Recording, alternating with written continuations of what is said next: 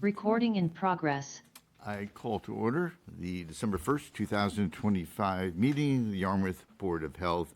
First item would be for us to take some attendance, make sure we have a quorum here. Charlie, are you present? Yeah. Larry? Yes. I'm Hillard, and I believe we have two people zoomed in. Eric, are you there? Present. Great. Mary? Present. Okay, that's 100%, definitely a quorum. Okay, we start off with number 3 is public comment. This is the opportunity for anyone in the public to come forward, if you have any comments, to address the Board of Health. Got a couple hands up on the Zoom. Okay, call it. You can see it better than I can from over there. Ian, if you want to let in Misty Brown. Hi, good evening, ladies and gentlemen. I'd just like to make a public comment regarding Kratom. Okay. I'd like to read y'all my testimony. if that's Just one okay. second. You tell us where you're from? I am from Colorado. Okay. I am a loud and proud Kratom advocate and activist. All right. Can I still give my testimony? Yes, you can. Just make it brief because we may have a lot of people tonight. We'll see. So, sure, go Okay. ahead. Go ahead. From 2008 to 2019, I lived in the grip of FDA-approved pain pills, benzos, muscle relaxers prescribed for my degenerative disc disease. For 11 years, chronic pain management fueled my addiction. What started as a dependency slowly slid into a destructive cycle of misuse and abuse. In April of 2019, I was dismissed from pain management after failing a required pill count. I was 11 pills short, and my usual drug dealers didn't have any pink Oxy-10s that I needed.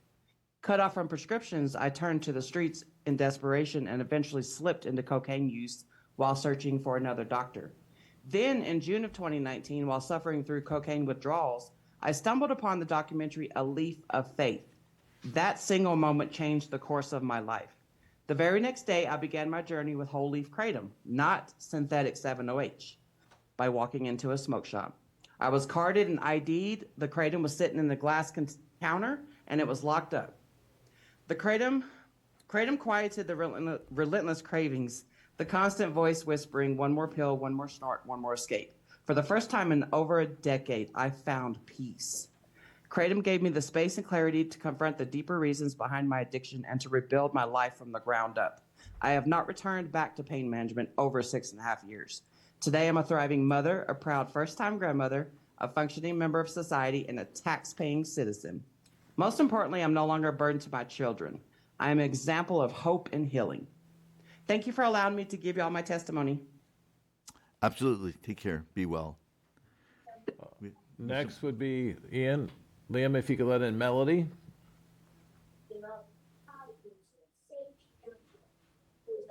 Melody, there you go. I think I'm in. Yes. Okay, my name is Melody Wolf, and I live in Kalamazoo, Michigan. I participated at the HHS Joint FDA press briefing July 29th of this year.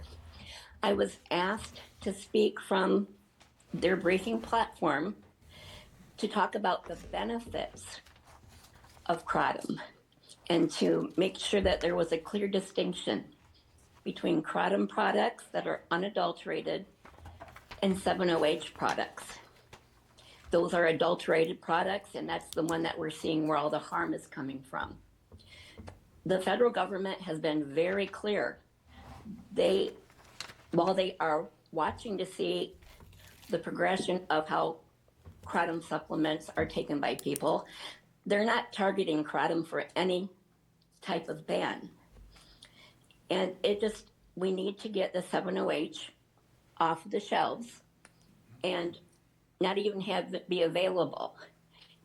And for regulations for plain leaf Kratom, we need an age gate and we need clear labeling as any warnings that would need to be on a package.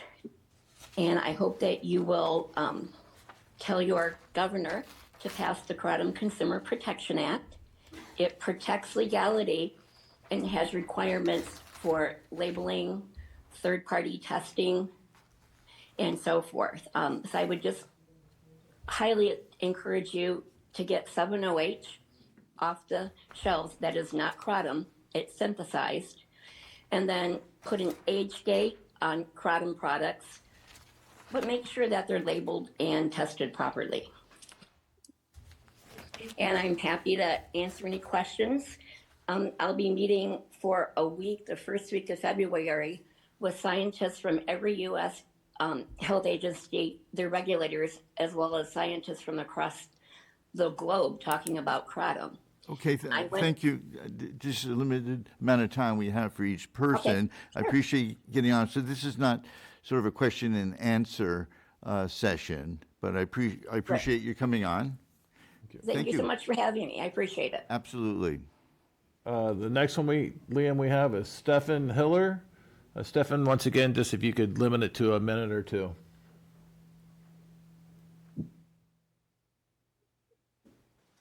Stefan, you're muted.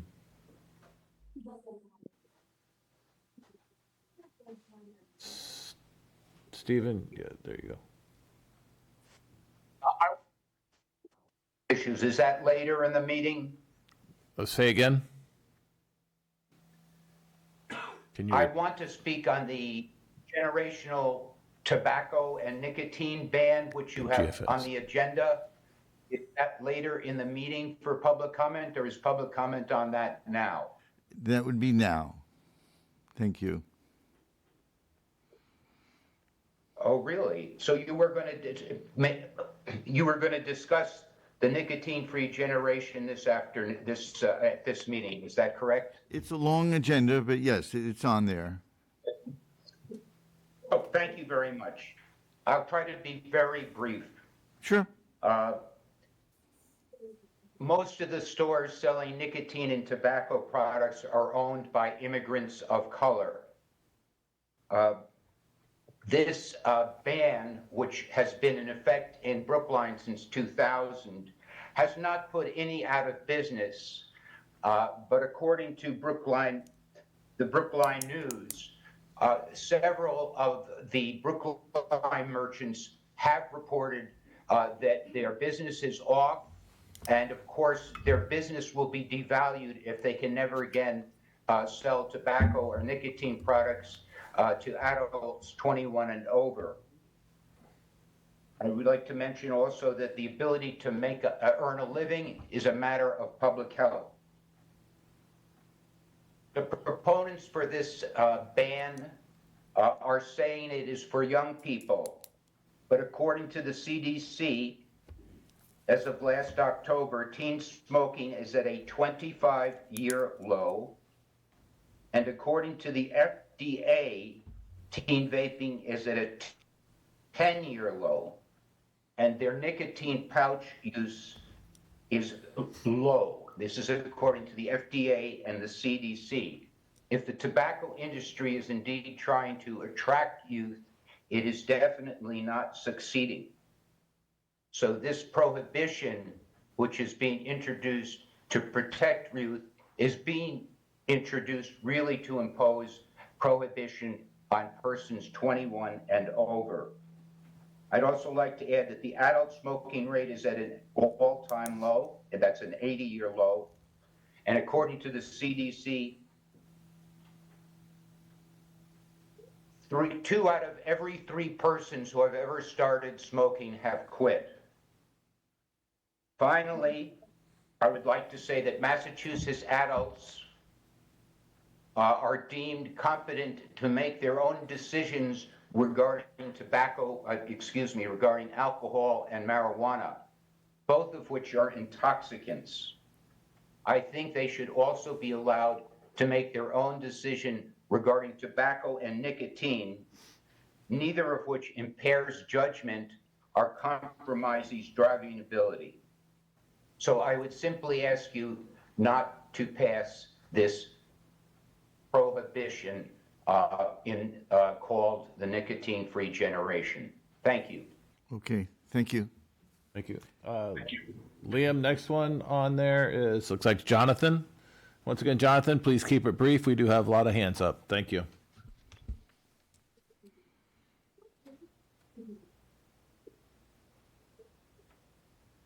Jonathan, looks like you're muted.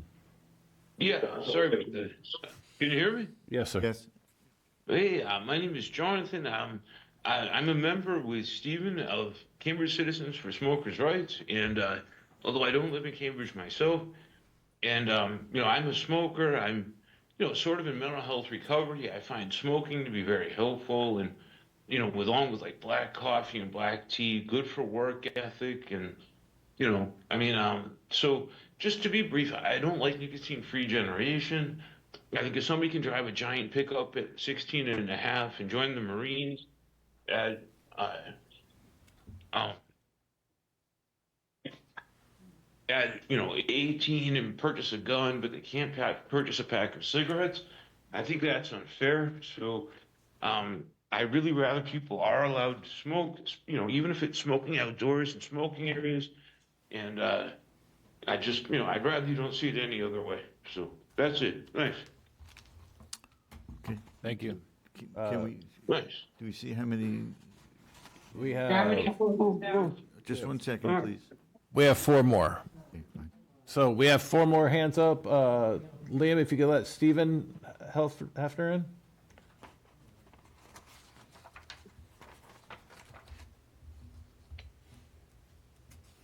I've already spoken. Okay, all right. Jennifer Grills then, or Gillis, please. Yes, hi, can you hear me? Yes. My name is Jennifer Gillis, and I'm a Kratom consumer and advocate.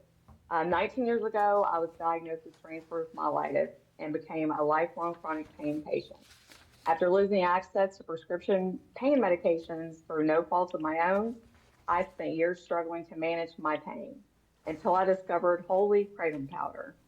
It truly gave me my life back. Kratom has been a lifeline for so many people like me who just want to live functional, meaningful lives. I hope that you will support regulation like age restrictions, proper labeling, and knowing the difference between whole leaf kratom and the synthetic 7-OH products that are not kratom. I just want to thank you for your opportunity to be a voice for the chronic pain community who aren't able to be here this evening. Thank you for your time. Thank you. Liam, Allie, next. Once again, Allie, we do have hands up still if you can keep it brief.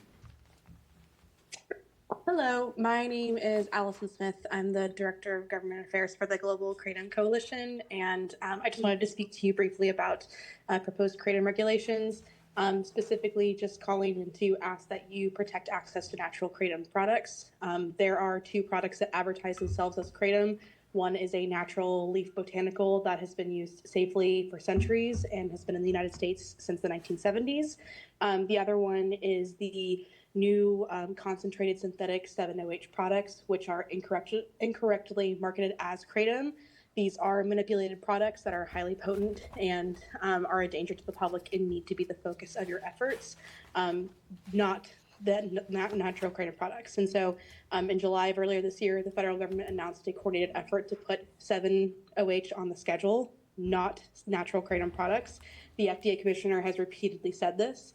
And additionally, there's a state legislature that is looking at the regulation of natural kratom products, and just wanted to provide myself and my organization as a resource, and happy to provide a draft ordinance for you guys to review and reflect upon as you consider further legislation. And that's it. Okay, thank you. Thank you, Allie. And next and last, we have Peter Brennan.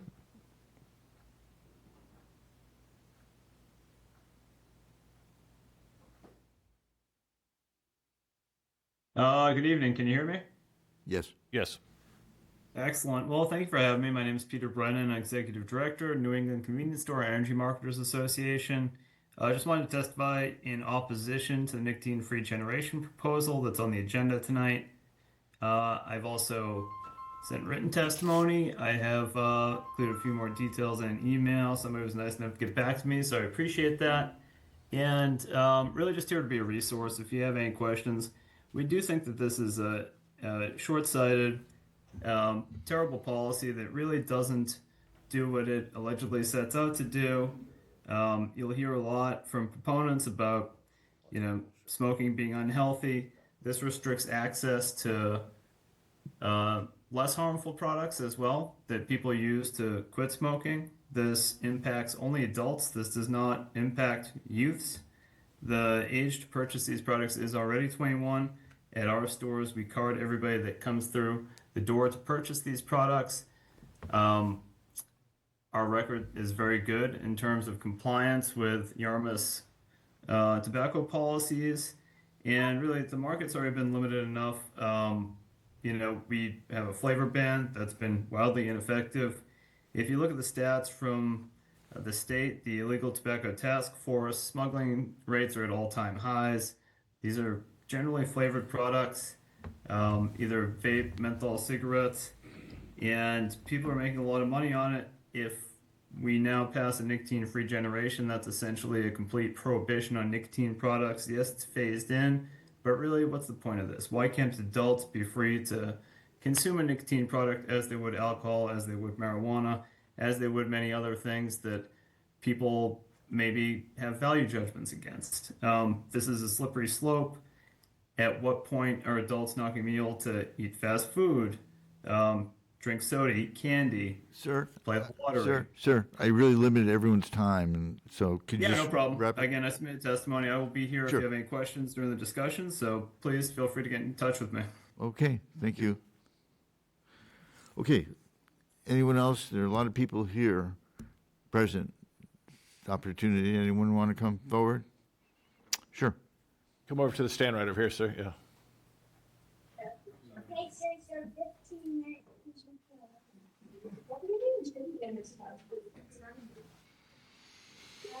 Good evening, board. My name is Paresh Patel, owner of Station Avenue Convenience Store, 467 Station Avenue. I see you guys just gonna have a discussion and probably gonna try to learn what is tobacco-free generation is. I just wanted to say a couple of things about it. I hear a couple of people were mentioning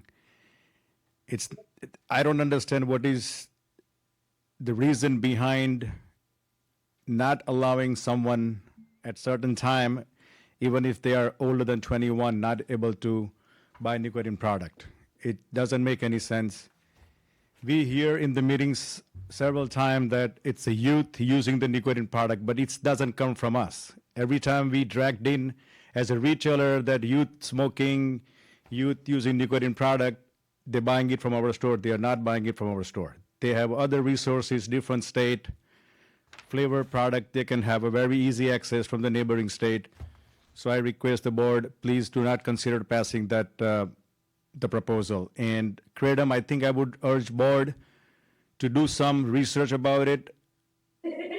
Some of our store does sell it. I think the natural Kratom has, I never use it myself, but the customer feedbacks does have a good, some benefits, and 708, like everybody else is saying it's kind of doesn't fit in the criteria of the Kratom. So just before you pass anything, just do some homework. Thank you. Okay, thank you. Okay, that's public comment. Number 4 here, smoke detector awareness and education. I believe someone is here from the Yarmouth Fire Department. Perhaps, Yes. Barry, you make a formal introduction? We have Lieutenant Matt Beers coming in to talk to us and give us education on smoke detector and carbon monoxide detector awareness. It's a very sensitive subject for our town. He is extremely knowledgeable. He is getting an award tomorrow night for his leadership in teaching fire prevention and strategies. So he's very top of his knowledge on this. So thank you. Okay, thank you. Thanks for coming in. Thank you. It's a tough segue coming from all of that into this. But I do want to speak to you guys about some smoke detectors and, more importantly, carbon monoxide detectors, or just as important, carbon monoxide detectors. So every home in the state of Massachusetts since 2008 is required to have smoke alarms and carbon monoxide alarms that are working. I want to touch on the fact that they are two different things, looking for two different things. Carbon monoxide is an odorless gas. It is invisible. You don't know it's there, and it can harm you, and it gets into your bloodstream, and it makes you very sick, and perhaps could even kill you. So having a working carbon monoxide alarm in your home is a very important thing. We talk about smoke alarms. This is a basic smoke alarm. What's important to remember with smoke alarms is these malfunction all the time. Okay. These are a pain in the neck. The fire department responds to a smoke alarm sounding with no cause, probably on average 3 times per day. So it's a nuisance to us as well, not only to the residents. But I will say in 2024, the UL laboratories increased their tolerance to these, so all new smoke alarms are now supposed to be less of a nuisance with the new technology. They have a less precision detection in them now. I have an example of one here. This is, again, since 2024. All smoke alarms have this new nuisance detection or precision detection to it. So if you do have a nuisance alarm in your home, you have a smoke alarm that's malfunctioning, the fire department's #1 recommendation is to replace that smoke alarm with a newer smoke alarm today, because you're going to have less chance of having that be a nuisance and have that malfunction. Talking about malfunctioning alarms, I have an example of a carbon monoxide alarm. This is an older one from 2007. A lot of us have these older alarms in our homes still. We do recommend that these be replaced every 10 years, as well as your smoke alarms. All of these carbon monoxide alarms and smoke alarms that are designed today all have timers built into them. So they will alarm you when it's reached its 10 years of age. And that timer starts when you turn it on. So just something important to know there. I will mention, and I'm going to put this together as an example, because I picked a malfunctioning one. Carbon monoxide alarms do not malfunction. Rarely malfunction, okay? Smoke alarms, as I said, 3 times a day the fire department's responding to malfunctioning smoke alarms. We get a call for carbon monoxide alarms if we're getting the true 4 beeps, and I have an example of that here, perhaps. There's a difference between alarming, a detector that's alarming and telling you that there's gas, and a detector that is malfunctioning. So you can hear this chirping in the background now, and it's giving us 3 fast chirps. Chirp, chirp, chirp. All of these alarms on the back of them will tell you what it means, all right? You're gonna have to get a magnifying glass. But this one is saying that if it's 3 quick chirps, this is a expired carbon monoxide alarm. So this alarm has reached the end of its life. So we get calls for these all the time. People put a new battery in them, and it still chirps because it's at the end of its life. It's not a battery issue. And they're afraid that there might be carbon monoxide, so we go out. But there is a distinct difference between chirps, and you heard those 3 chirps, telling you that it needs something, this needs to be replaced, or it needs a new battery. Does that have a date on it, sir? Yep, so these have a date on them. This one is July 25th of 2007. So as... Just to let you know, someone in the audience, we're not going to be able to hear you. Okay. Okay, just let the gentleman speak, microphone? though, okay? Gotcha. Thank you. So I do want to give us an example of some beeps. I'm going to do that. First alert, carbon monoxide and smoke alarm. No, location programmed. To select location, press and hold test button now. Press and hold test button to test unit. So this detector is a combination detector. This has both smoke and carbon monoxide inside of it. That's detecting both the gas and the smoke. So there's distinct difference between the two when they sound the alarm. And you're going to hear that. Testing. I'll try to put my hand over it.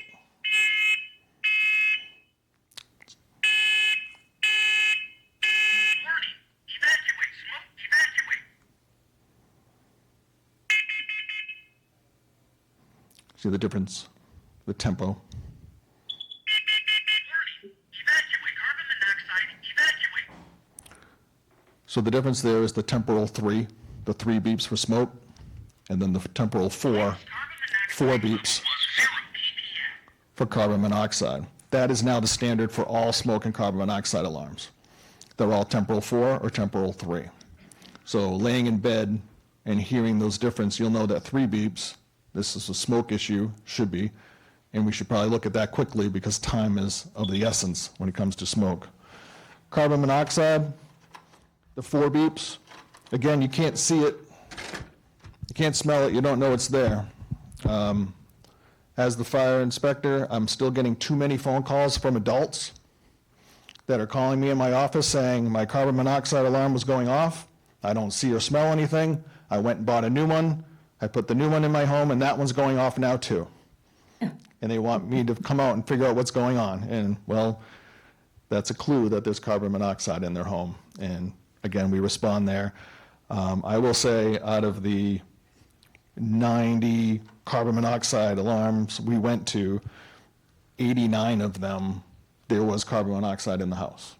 So there was that one that had a power surge that for some reason it tripped the carbon monoxide detection. So there was that one time that there was not carbon monoxide in the house.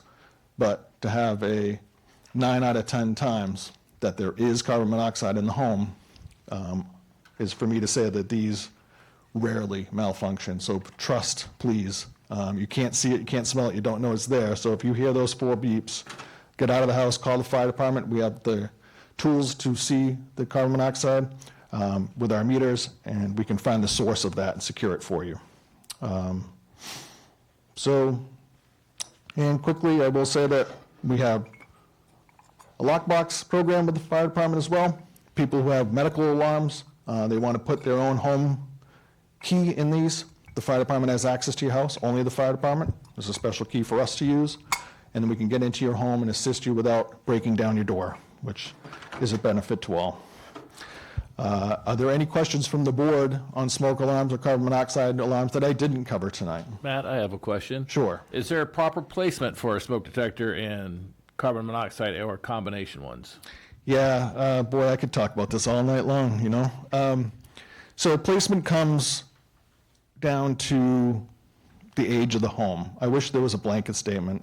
I think today's code, if you build a house brand new, I will give you those specifications. So you need a smoke alarm in every bedroom, inside every bedroom, outside every bedroom, and on each floor of your home. So one in the basement. If it's over 1,000 square feet in your basement, you'll need 2.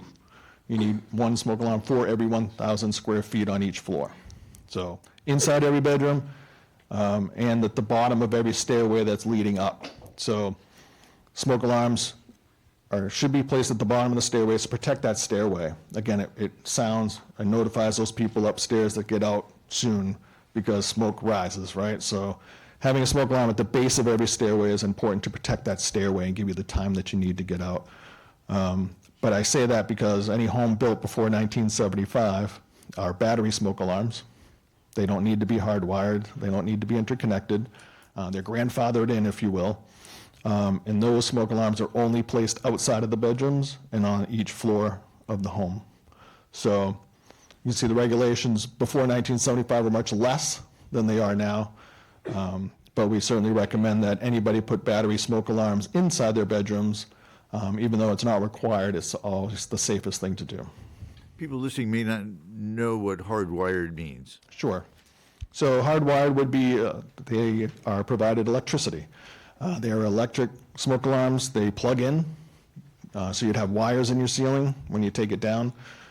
So it's provided that constant AC power, and it has a battery backup as well. So if you lose power, the battery backs up those smoke alarms and gives you the protection that you need even when you don't have power in your home during storms.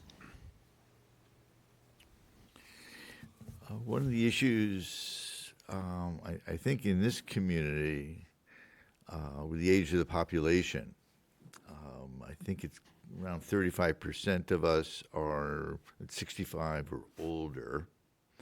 And the issue, for me, one of them is about changing batteries. A lot of these people don't belong on ladders. It can be tricky getting the batteries in as well. Sometimes the older homes, that the detectors don't stay as well as they used to in the ceilings as holes get larger and they start hanging. Sure. So perhaps you can comment on that for us. Any hardwired electrical smoke alarm, so after 1975, if your house is built after 1975, I would recommend that you certainly would get an electrician to assist you in those. I never want to mess with electricity myself, especially seeing how many fires can be contributed by that. But for your batteries, the battery smoke alarm that I have here for the homes prior to 1975 that are just battery, they don't have the plug-in. These are all now 10-year sealed battery. So they have a battery inside of them that you can't take out, and it lasts for 10 years. So as soon as you turn it on and activate it, you can install it, and you never have to change the battery in this for the life of the alarm, which for the elderly population is a great technology. And it's certainly one that we recommend. We have a senior safe program through the senior center. So we work with the senior center to identify the elderly population, and we have a grant that provides us with smoke alarms, so they can notify the senior center. They put in a request, and the fire department goes out and we install smoke alarms for them as long as they're the battery style. And we have purchased a bunch of these with the grant money to provide that service. So electric smoke alarms that have the battery backup, those do need to be changed out. We recommend annually, so once a year. And the fire department does assist people that don't have the resources to maybe pay a handyman to change out those batteries for them. And again, we go through the senior center would be the best way to do that. That's great. One of the issues when these alarms go off at 3 in the morning, most of us aren't paying attention to how many bleeps we're hearing. It's Right. just a panic situation where you're totally asleep and you hear this loud voice.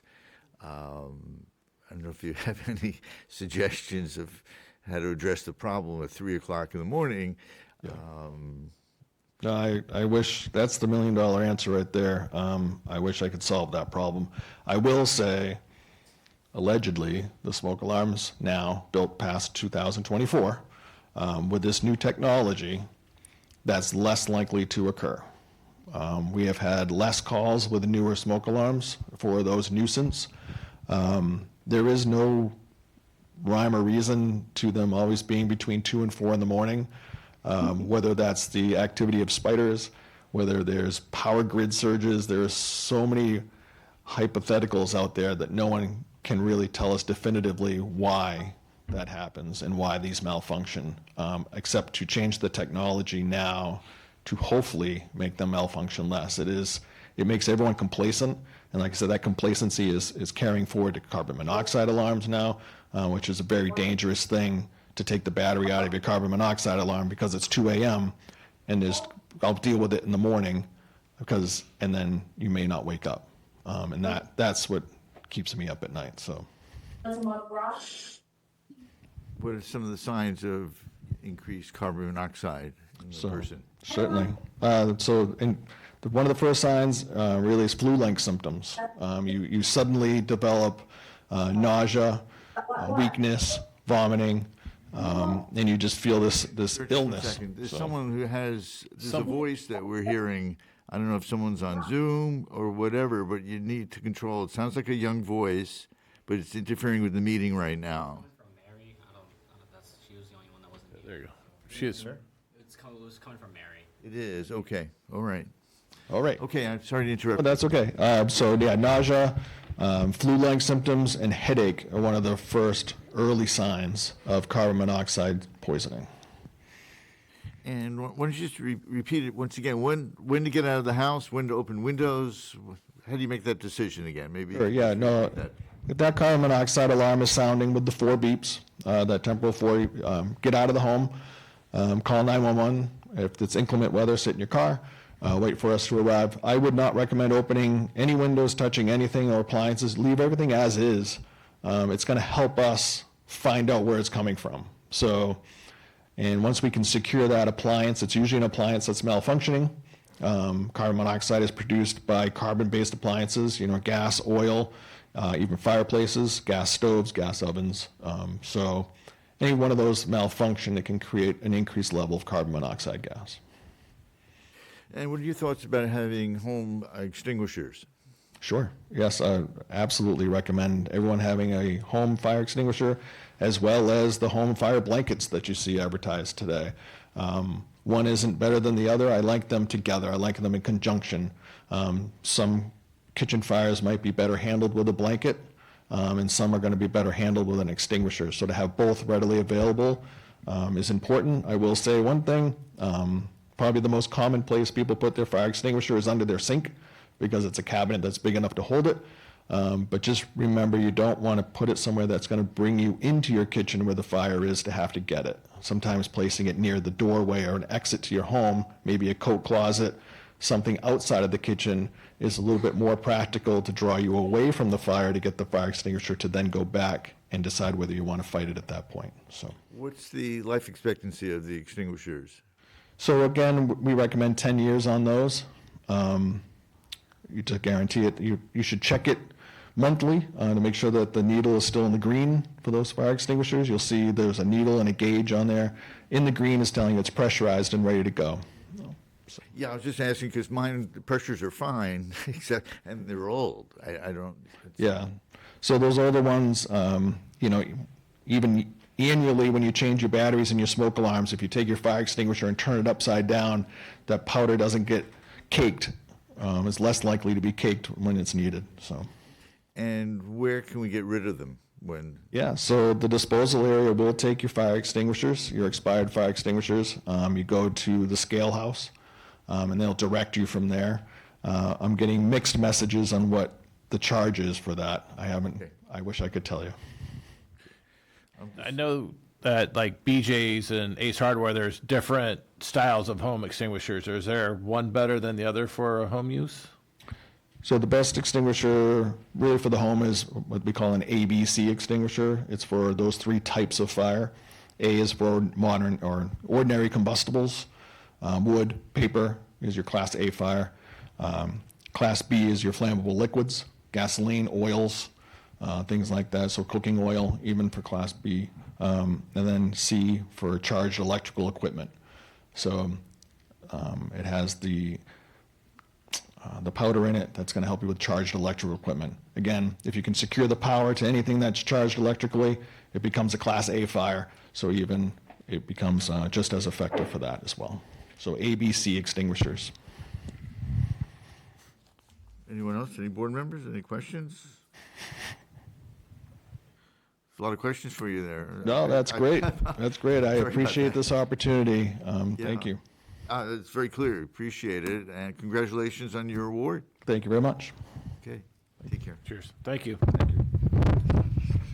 Okay, next item on the variant, let's see. We have a variance here, it's number 5. Looks like it's 97 Helmsman Drive, and that's in Yarmouthport. Barry, just tell us a little bit about this. Yeah, we have a variance to keep garbage grinder at the home at 97 Helmsman Drive. It was brought to the attention to the homeowner by the plumber that they weren't going to replace it due to the fact that they're not allowed in the town of Yarmouth or the state without proper septic system.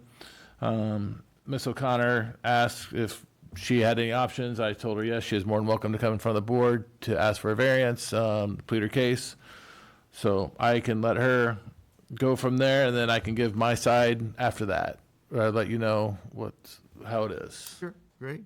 Great. Welcome. Yes, thank you. Thank you for the opportunity. So yes, I have a garbage disposal that I don't use that frequently. I've had it for 26 years without any issue, and the motor has given out, so I contacted a local plumber to have it replaced. But they said that they need to have approval from the town to come into the home and replace it. So as I say, I use it judiciously. I really don't put anything down there. I use it mostly to clean out wayward seeds or raspberries. I compost. I got a green composter from the town dump. Put all my scraps in the trash and just have never had an issue with my septic system. I pump every 3 years. The septic has been for 28 years with no issue. And so I'd like to be given a variance to be able to replace my garbage disposal. Okay, I mean, we certainly have some information in our packets here. Barry, if you want to just kind of give us a review a little bit, Yeah, especially on the so- plans here. Yeah, I'm just going to give you a quick overview. So in a septic system, in the tank, there's basically 3 levels. The bottom level is the sludge level. That's where all the sediment settles and everything. And then the middle is your effluent, is your liquid that goes out to your leaching field. And then the top is a scum layer. That's the oils and greases that separate. What happens with a garbage grinder, they grind up the particles so fine that they become balanced in that effluent area. And what happens with that gets into your distribution box and out into your leaching field, which then clogs the pores and clogs the soils, which causes failure of the system.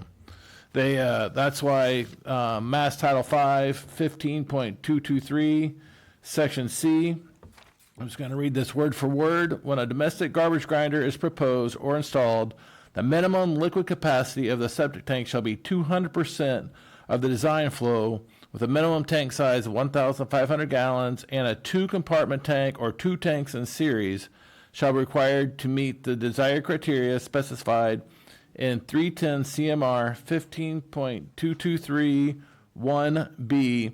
Domestic garbage grinders are prohibited in the facilities which include an evaluated septic system tank constructed in accordance with 310 CMR 15.213. So that says, Mrs. O'Connor, I pulled up 2 of her septic plans. Original one from 1984, the original design, right in the middle underneath this, there is just only 1 tank. It's not a 2-compartment tank or 2 tanks in series. And the designer wrote on it, by Massachusetts Title V regulations, no garbage grinder allowed. And then in 1984, the system was upgraded again, still to 3 bedrooms. A new system was replaced. Another 1,000-gallon tank was put in. And again, the designer, Dave Mason, back in '97, who did this, also highlighted garbage grinders not allowed. So it's very clear that that in all the designs and everything says garbage grinders aren't allowed with this type of system. Okay, that was clear. Thank you. Yep. And I might add that while I appreciate the concern about my septic system, I think that I have the most concern about my septic system to try to keep it healthy. And again, it's never been an issue. So I don't put much down the garbage disposal, but I think with every rule there are exceptions, and to be grandfathered in, that it's been a non-issue for 26 years.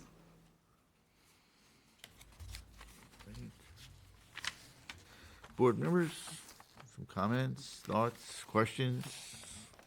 Do you know who put in the garbage disposal? I don't know. It was Okay, a 'cause- licensed plumber, but I am not sure who. Yeah, it was saying, so even in '84, there wasn't one, and I that's didn't more own the than, home in '84. In '87, I purchased the home. so yeah, so even before you owned it, they had it, it even says that it was not allowed with that design, so. And I will say, when I had my dishwasher replaced, the inspector said that if I sold the home, I need to get rid of the garbage disposal.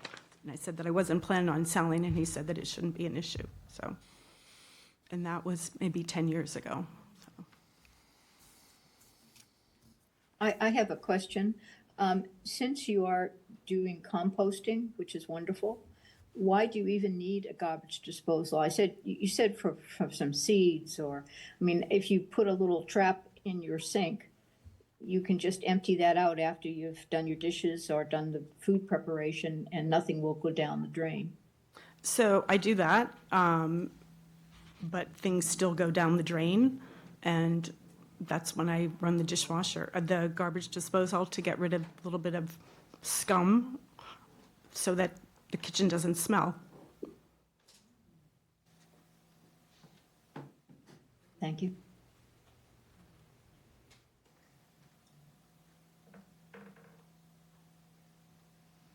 Charlie? Any thoughts, questions? This is a family home, right?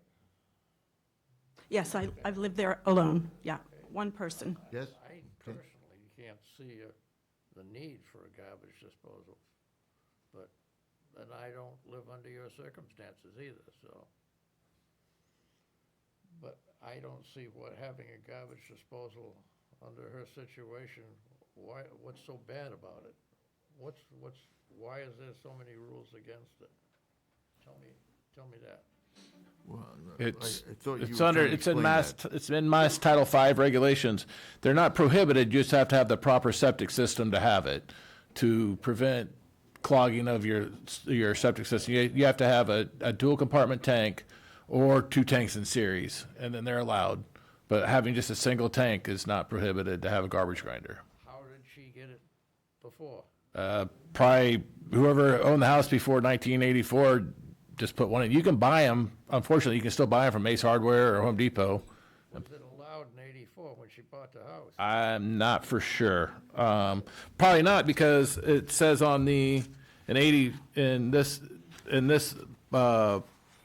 plan, the septic plan from '84, it states no garbage grinder. So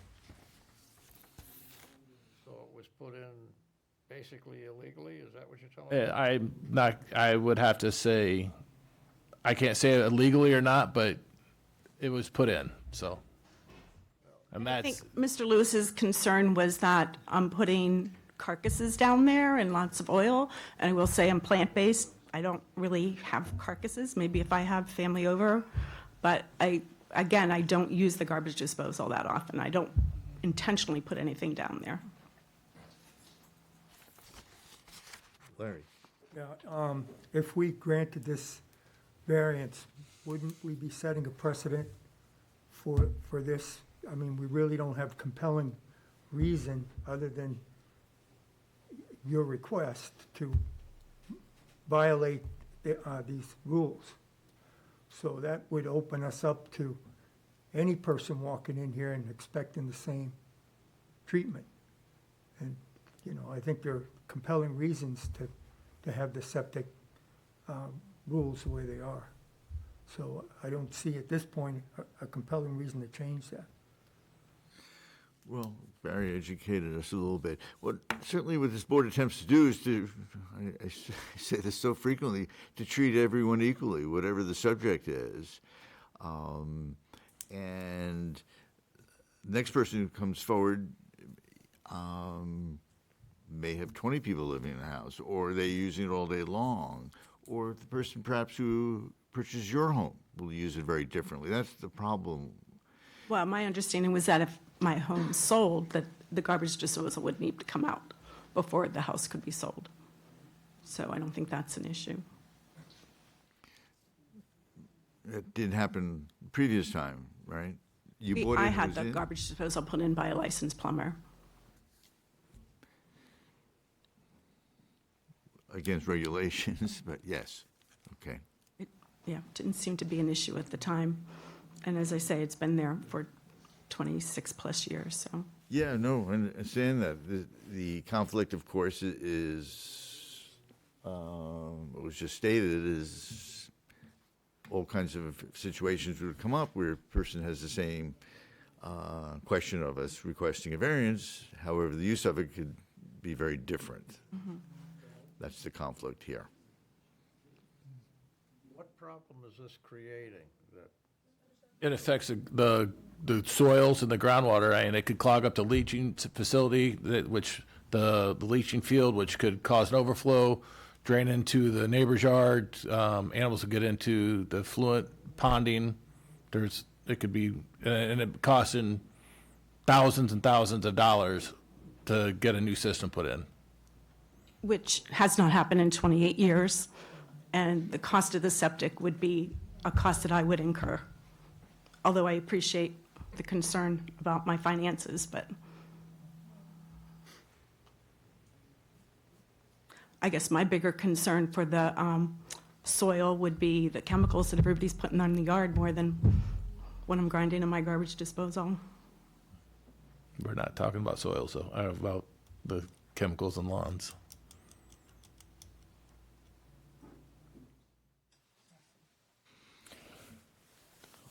Eric, any thoughts?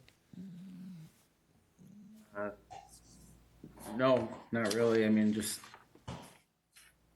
similar to what you and Larry had said. Unfortunately, I think we just have to consider how we treat everybody. So. Well, no one has. Try to be consistent, that's all. Yeah. Barry, any other questions or thoughts on your part? No, let you guys make a vote on this. Yeah. If no other comments, we need to make a decision here. So someone has to make a motion just to get this going, regardless of how you want to vote. So I'll move that we deny the variance request at 97 Helmsman. Second. Okay, any further discussion? All in favor of the motion, raise your hand and say aye. Aye. And do you see what Mary and Yes, Eric? they have their hands up. Aye. Eric as well? Yep. He did. He did, fine, okay. All right, thank you for your time. Okay, I Appreciate it. appreciate you So coming what- in and asking, okay? I'll give you 3 months to get a licensed plumber to remove it, to pull a permit and stuff like that. So I appreciate it. Thank you. Okay, thank you.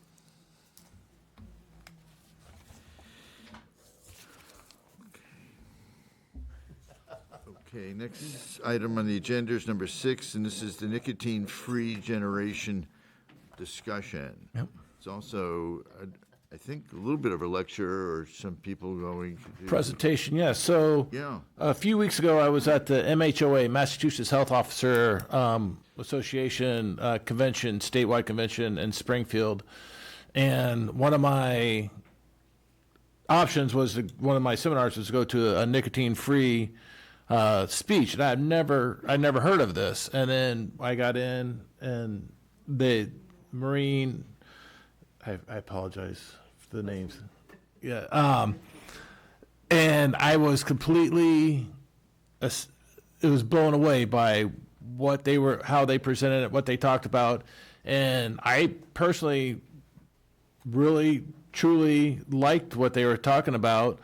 I was sitting next to the director of health from Barnstable, and he asked if we could kind of do a town joint thing and kind of go out at the same time. So it wouldn't just be Yarmouth doing it, it's also the town of Barnstable. So one bigger one. And I just think it's a great idea. We reached out. Bob Klett here from the county, he's worked with us multiple times on a lot of our tobacco regulations.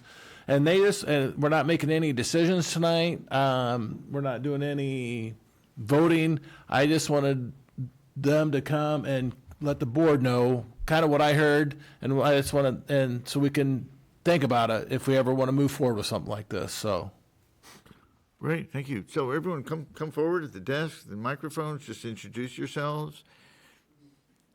And I got 4 chairs up there, so. And educate us. I think it's new for everyone on the board, I think, and certainly people at home may not have ever heard of this. And just individually give your names and where you're from. I appreciate it. Start. Hi, everyone. My name is Anthony Choi. I'm the health director for Melrose, Wakefield, and Stoneham. We're just outside of Boston. I'm a resident of Melrose, and I was with Maureen when we were giving the MHOA presentation that Barry attended. And Maureen Busby, I'm the Regional Tobacco Prevention Program Coordinator for 7 communities, which include those 3 and some others nearby. Hello, everybody. Bob Collette, Director, Cape Cod Regional Tobacco Control Program from Barnstable County. My name is DJ Wilson. I am now retired, but I was the Tobacco Control Director at Mass Municipal Association at the time that Brookline passed their same policy as a town bylaw, and it went up to the Attorney General, was approved. They were immediately sued, and it worked its way through the courts and was eventually approved by the Supreme Judicial Court. Okay, thank you. All yours. Sure.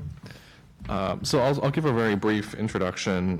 For those of you who don't know, this might be helpful. The nicotine-free generation policy is simple. It states that no person, firm, corporation, establishment, or agency shall sell tobacco or e-cigarette products to anyone born on or after, in our case, in our towns, the January 1st, 2004. Tobacco products are defined as products with nicotine here in the state of Massachusetts. And when we first heard about this, Brookline was the first community to pass the then tobacco-free generation, now nicotine-free generation policy. Maureen can tell the story better than I can, but when I first started as health director, I saw a rich history. Many of our boards of health, including your own, have a rich history of regulating tobacco. I'm thinking back to smoke-free workplace, smoke-free housing, more recently the flavor ban, 21. The boards of health have always been leaders in regulating tobacco. However, we're going up against an industry that pours in billions and billions of dollars into research and development and finding ways to get youth addicted. That's the replacement. For those that die off and those people who have used tobacco products, they're trying to find a replacement customer. And so when I started, I asked Maureen, what more could we be doing? Where Massachusetts has some of the most progressive policies regulating tobacco, and I asked her what we could do more. And we looked into this.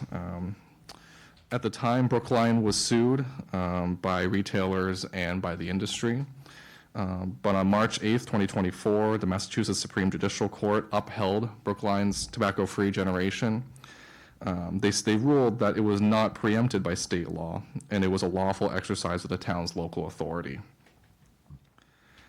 In short, it reaffirmed that the phased approach, this birth date restriction approach, is a reasonable and constitutional means of preventing a toxic and addictive substance from hooking another generation. When we first started, we started with our 3 towns. We went to the boards of health. We talked to the most important people affected by this, our schools, our coalitions, our substance use community. And we talked to them, and we tried to find out more information about how tobacco has affected their lives. And we brought together this coalition, and we worked hard to kind of get the message out there. And so we're very proud to say that our towns have passed this, and many others have joined us since. Thank you. Okay. Again, Maureen Busby, thank you for the opportunity to speak with you this evening. Again, I'm the Regional Tobacco Prevention Program Manager for 7 communities: Malden, Medford, Melrose, Reading, Stoneham, Wakefield, and Winchester. I've been inspecting stores and conducting compliance checks in those towns for 14 years.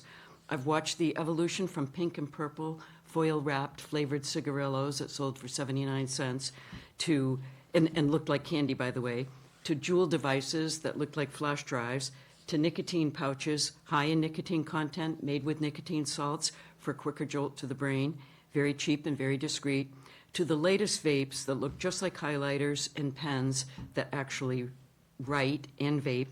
And excuse me a moment, I forgot to bring them to the table. I have some newer products that I want to share with you. And now we have vape devices that look like a teddy bear, a toy guitar, a CD. You can vape and play music at the same time. And I recently learned, actually at a national conference in Chicago in the summertime, that there are new vapes, I don't happen to have one with me, that actually track your use.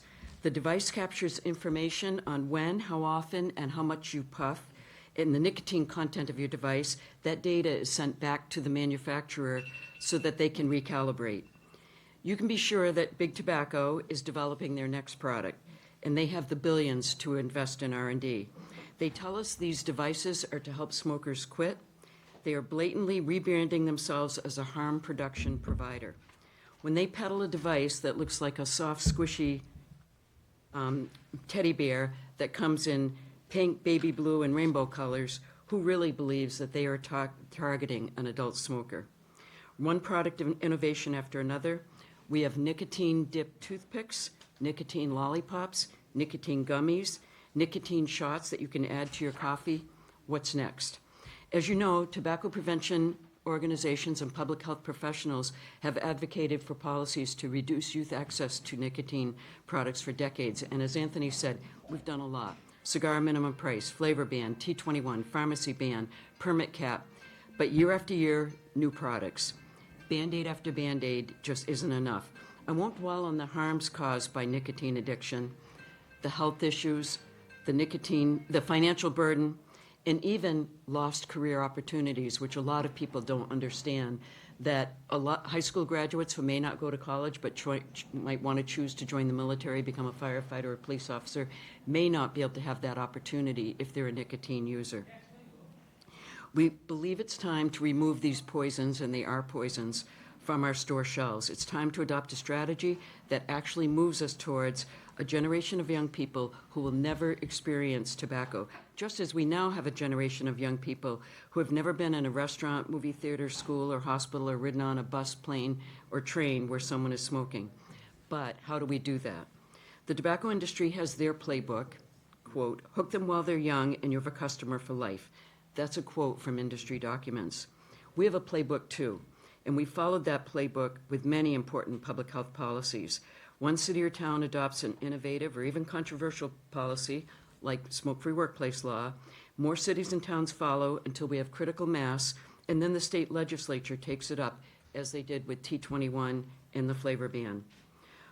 As Anthony said, when we started talking back in the summer of 2023 about what else could we do, we did meet with stakeholders across the community to check on community readiness. We met with municipal leaders, mayors, town managers, educators, healthcare professionals, youth leaders, parents, students, and others to build awareness and support. We changed the name from Tobacco-Free Generation to Nicotine-Free Generation to make it clear that this policy covers all commercial tobacco nicotine products, not just combustible tobacco products like cigarettes and cigars. NRTs, by the way, nicotine replacement therapy drugs, all FDA-approved nicotine replacement therapies are exempt from this policy. People would still be able to purchase those products for their cessation efforts. I met with boards of health in my region. They each voted to then hold a public hearing. It's not a legal requirement, as you know, but we've set a precedent for holding public hearings for new tobacco sales regulations. We knew it would be important to communicate with and educate retailers, so we notified them via email, United States Postal Service mail, and in-person visits to every single retailer to explain the proposed policy, to share information about upcoming public hearings. The hearings were very well attended by retailers, distributors, trade association execs, tobacco industry representatives, as well as smokers' rights groups, all who testified against the policy. And also in attendance, advocates who testified in support. Physicians, school nurses, guidance counselors, public health nurses, educators, students, parents, and people in recovery. Written testimony was also accepted. The boards then voted either immediately after that public hearing or at their next regularly scheduled meeting. 6 municipalities in my region became the first boards of health in the world to adopt this policy. For the first year following adoption, I've been focusing on retailer education, making sure that store clerks understand the age restriction that this policy is, as that the policy has changed from age restriction to birth date restriction. We're very used to, in Massachusetts, the tobacco purchaser has to be age 21, and store clerks check to make sure that they're age 20, or most of the time they check to make sure. Not always, as Bob and I can both attest, we do compliance checks with youth, and not everybody is checking IDs and keeping sales to those 21 and above. But this policy changes the purchase of a tobacco product from an age restriction to a birth date restriction. Any jurisdiction electing to adopt this kind of policy picks a birth date and an effective date. So for instance, in the 6 communities in my region that did it, the birth date cutoff was 1/1/2004. So no one born on or after 1/1/2004 would ever be able to purchase a tobacco product in those communities. Anybody born in 2003 or earlier would. So no one who has already attained the age of 21 on the effective date of this policy loses that privilege. They will always be able to buy. Very different from Prohibition, when on day one, alcohol sales ended. And there were people who were addicted and needed that alcohol, that drug. So that did create a black market and all the issues that we heard with Prohibition. This is not Prohibition. This does not affect anybody who's already 21 and can purchase these products legally. It only affects those who are not yet 21, and that's that vulnerable population that we want to keep from getting addicted. Their brains aren't fully developed. They're more susceptible to addiction, especially with the higher nicotine content products that we see today. The newer products, which most people my age are not familiar with, we're familiar with cigarettes and cigars. These are not the products that we're seeing being developed to attract young people. I'm happy to report that this was effective in 1/1/25 in my region, and I'm happy to report that as I've gone through this year's round of inspections, I am actually happy and surprised at how well the retailers and sales clerks can tell me what the age restriction is. I go into a store, just like Bob does, I do an inspection, make sure there are permits, signs, no products on the counter or in front of the counter, do all that regular stuff, and at the end, I now say, and tell me what you do when a purchaser comes in, somebody asks for a tobacco product, and they say, I check the ID, and I say, well, what do you check on the ID? Well, make sure it's legal. And what else do you check? Well, make sure it's theirs. They say, what else do you check? And they say, oh, I check the birth date. And what are you checking for? And they say to make sure that the person was born before 2004, so that they got it. Even though it's a new concept, retailers get this concept, and actually it's easier than checking a birth date and calculating the age to make sure they're 21. All that clerk has to do is it 2004 or later, no sale. 2003 or earlier, legal to sell. Currently, there are 19 municipalities that have adopted NFG. Almost 600,000 Massachusetts residents are now covered by this policy. You may have seen, and if you don't, I did bring some with me. We have a flyer called the 10 Things That You Should Know About Nicotine-Free Generation, and I have some flyers that I can leave with you. We also have a one-page description of the policy, and I can leave copies of that with you as well.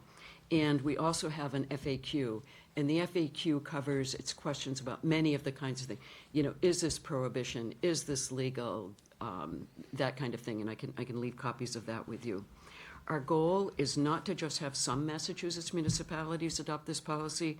We want to see it spread across the state, as happened with T21, as happened with the flavor ban. Bills have been filed in both the Massachusetts House and the Massachusetts Senate.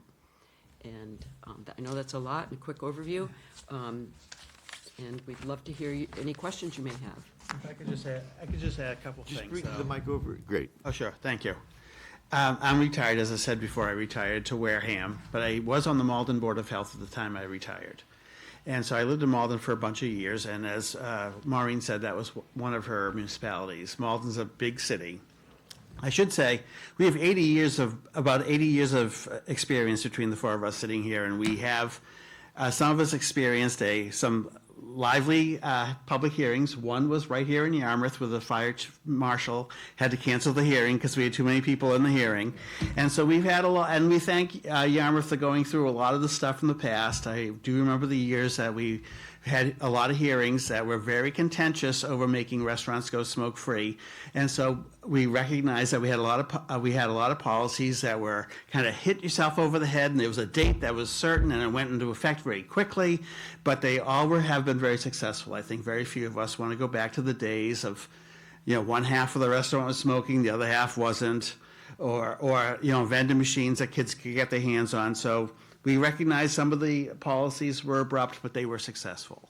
And the reasons that we always have been coming back to boards of health is that the tobacco industry always has a next new product, a next new idea out there, a next new way to hook kids, the next generation.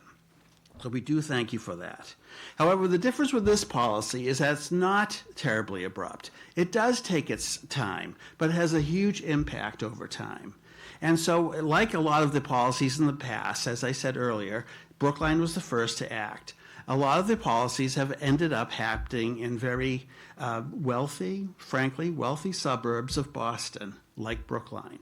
But then Maureen worked really hard in her 6 municipalities, and one of them, as I said earlier, was Malden. Malden's a very different looking animal to Brookline. 68,000 people in 5 square miles. It's more densely populated than the city of Boston and has every type of person, religion, ethnicity in it you could ever find. And you can, when I lived there, we could go for a stroll after dinner and I could walk into 5 other cities around it. It is so small and so thickly populated. And it's been very successful.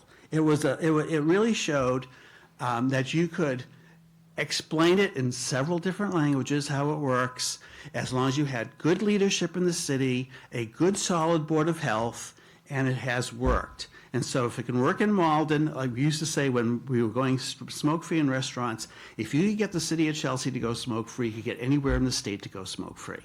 And the same thing is happening with this policy. If you can get the divergent town of Brookline and the divergent city of Malden to go to do this policy, you can get anywhere in the state to do so. And it will have long-lasting effects for that next generation to never pick up a cigarette, or to start vaping, and we'll see. It'll make a big difference in years to come. Thank you. Bob, anything?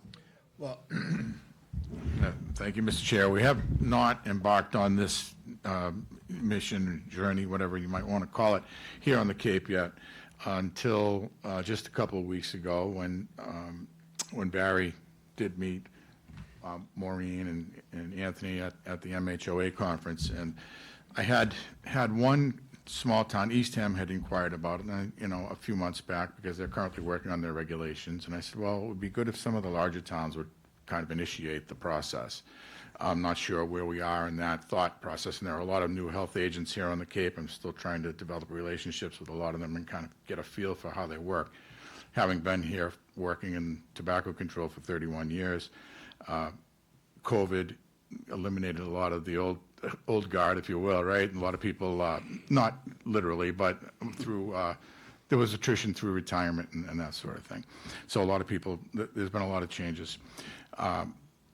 And like we did back during the smoke-free workplace and indoor public place effort back in the 90s and early 2000s, we tried to move together in cohesion with each other.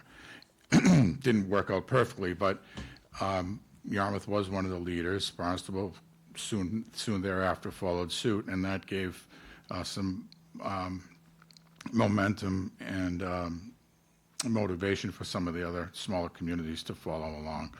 And I do think this would be a wonderful solution to the problem that we still have, that younger people are still getting their hands on tobacco products, and the level of exposure, as DJ mentioned, is greatly reduced now. There are young kids that I know that have actually never seen a person smoke, but they do have,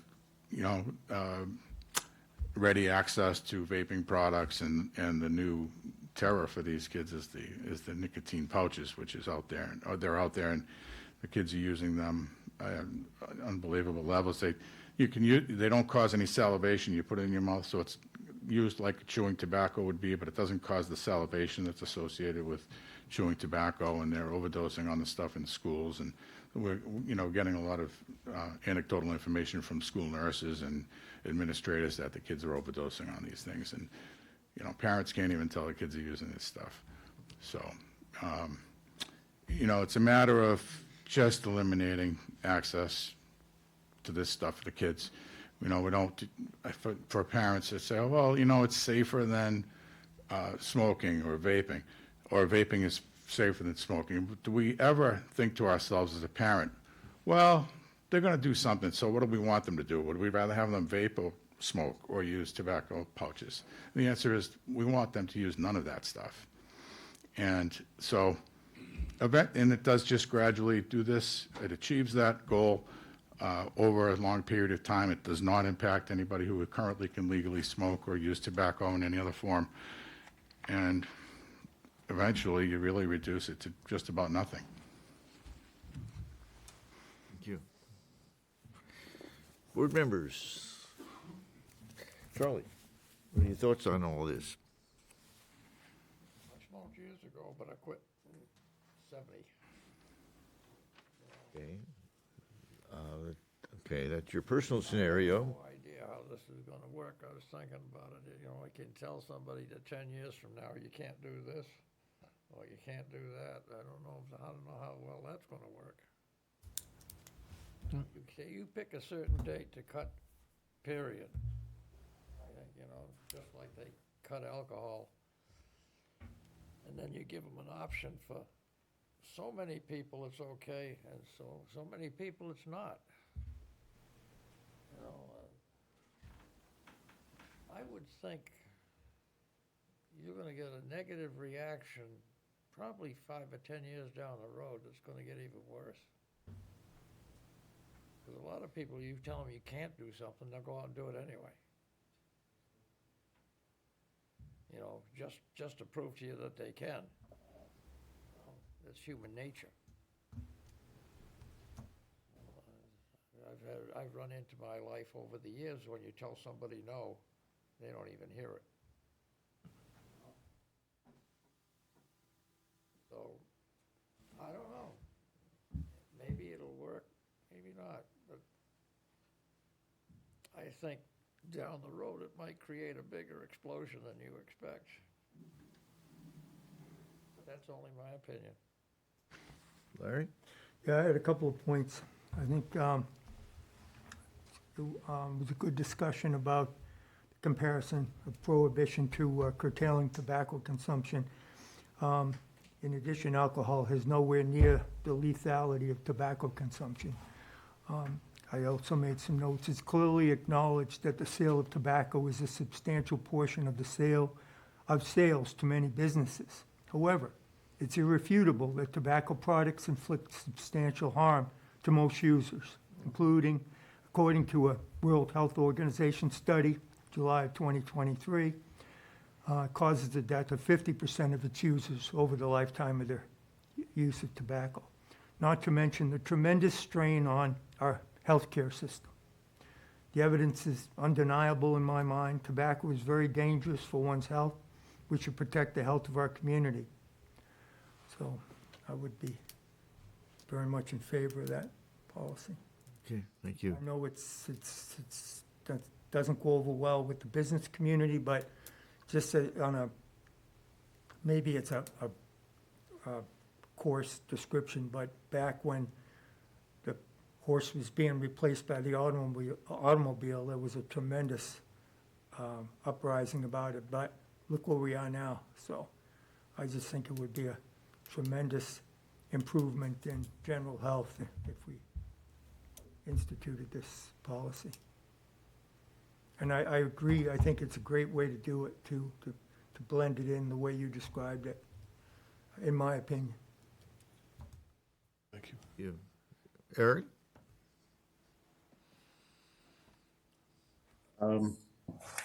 Nope, no comment. Mary?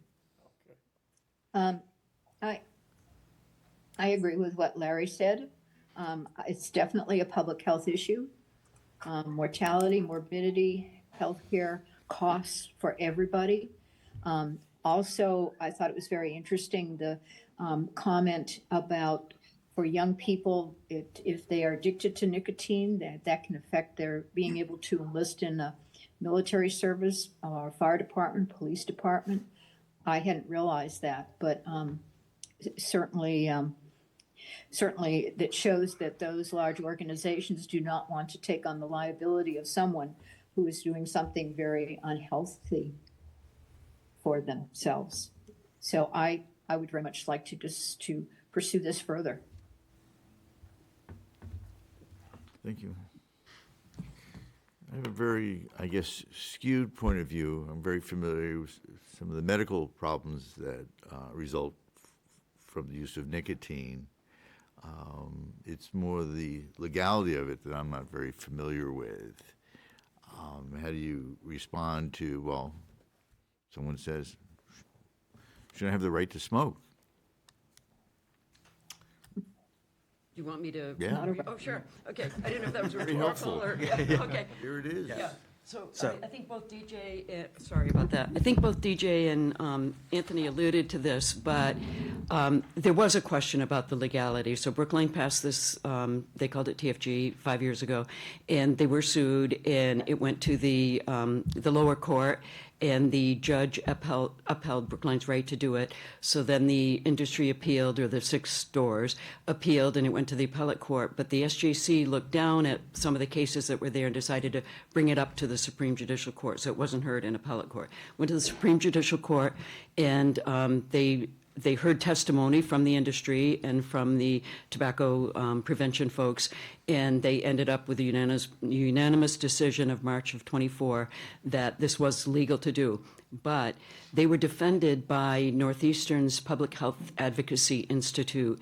And if Mark Gottlieb, a colleague of ours, he's a professor at Northeastern School of Law, if he were here, he would make the offer, and I feel comfortable making that offer to you. He's made that offer in many, many of these kinds of meetings, that Northeastern's Public Health Advocacy Institute will defend pro bono any city, and they don't expect any other challenges. But should that happen, he always says, should that happen, they would defend pro bono any municipality that adopts this policy.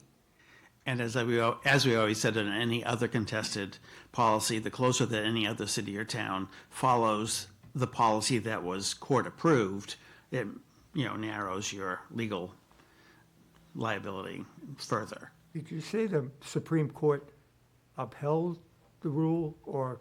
The Massachusetts Supreme Judicial Court, yes. The highest court in Massachusetts. They agreed with the municipality? Brookline, Yep. yes. Yep. And what are the towns, what are they telling the businesses in their town? I mean, this is, it's a common theme here in trying to support the economics here. Sure. People trying to make a living here. Yep. And it's come up in various ways. It Yeah, certainly of has course. come And up with tobacco before. Mm-hmm. And we've heard that everywhere we've gone, which it's a very fair question. One of the there are many, I think, really good things about this policy compared to other policies that we've considered. And one is it's a long phase in. So each year, the only customers that a store might lose for a tobacco purchase are those who turn 21 in that year, who would have become smokers. So let's take in the town of Melrose. I could probably figure out, do the math if I had enough time. But in Melrose, because this was effective 1/1/25, we already have some 21-year-olds who are not eligible to buy tobacco in Melrose. But again, this only affects those that turn 21 in any year. And of those who turn 21, that population that turns 21, it's that small percentage that would have been a tobacco user. But that small percentage is a very important percentage because of the health risk in using these products, which are more dangerous today than they were before.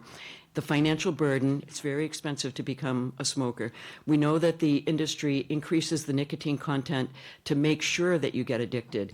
A young brain is more apt to be, is easier to addict than a fully developed brain.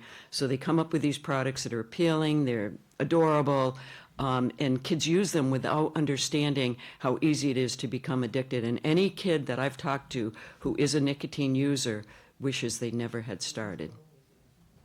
And again, the expense of it, and one of your board members reiterated the career opportunities that could be lost. Because, for instance, the military doesn't want smoke. They used to give away cigarettes in the military. They don't want smokers in the military or nicotine users. We know it affects decision-making. It causes anxiety. It affects night vision. It affects concentration. You don't want somebody literally on the firing line who has a lack of concentration because they have a nicotine withdrawal symptom and they're looking for that next cigarette or other nicotine product. Also, Brookline has had the policy in force for 5 years, and no stores have closed because of this policy. And also, as I've been doing inspections, I have asked stores, so have you had anybody come in who hit that number? They're 21. They would have been able to buy last year if they turned 21, but they can't buy this year. And stores told, oh yeah, but we just say Board of Health policy, and that's it. It hasn't been as calamitous, I'll tell you, as it was when we introduced ID All. So now, in 2020, with the new law that banned flavored products, there was another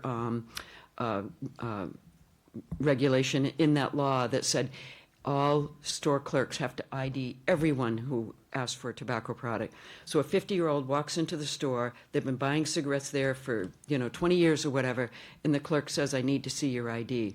That caused a lot of anger and resentment, and clerks would tell us, or tell me anyway, I'm sure you heard similar stories, about how rude customers were, how bent out of shape they got by being asked, because they're not used to being asked. They got out of their pickup truck, walked into a store, asked for the pack of Marlboros, and somebody said, I need to see an ID. They got to go back to their truck, get their ID, come back in.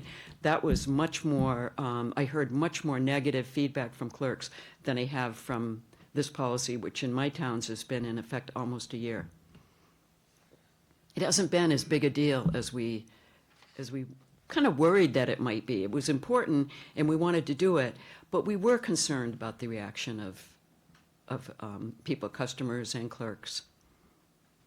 I mean, the concept is kind of unique. It's a very long-term plan here, obviously, than some of the other changes in regulations of giving businesses a chance to change their business plans. Exactly.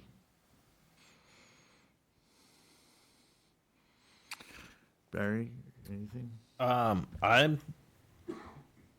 glad that we were able to just discuss this. I want to thank you guys for all coming in.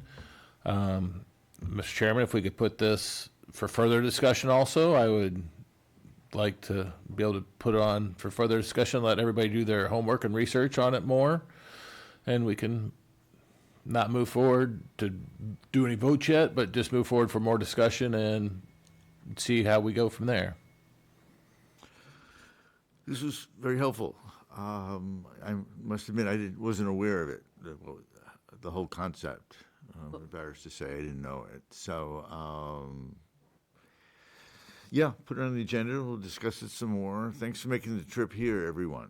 Okay. Thank you very much. We appreciate the opportunity to come here and be able to speak with you and share this information. And by all means, if there are questions and you need more information from us, there are other people on our informal team working on this, all volunteers, not paid to do this, but we have lawyers and doctors, a pulmonologist, a pediatric oncologist, people who treat people who have been affected by nicotine, and they're available to meet, do Zoom, come down and chat with you. Any information you can forward to Riley and myself, then we can forward it to the board. Will and do. just more information to help them. We can get out to the local business owners too, so. Great. Yeah, if you can further educate us, if the people you mentioned, that may be helpful to have them Zoom in the next meeting. If there's any documentation, keep the flow going to the health department. It'll get to the board. Any of the legal issues would be helpful for me personally to understand. And we'll discuss it at the next meeting.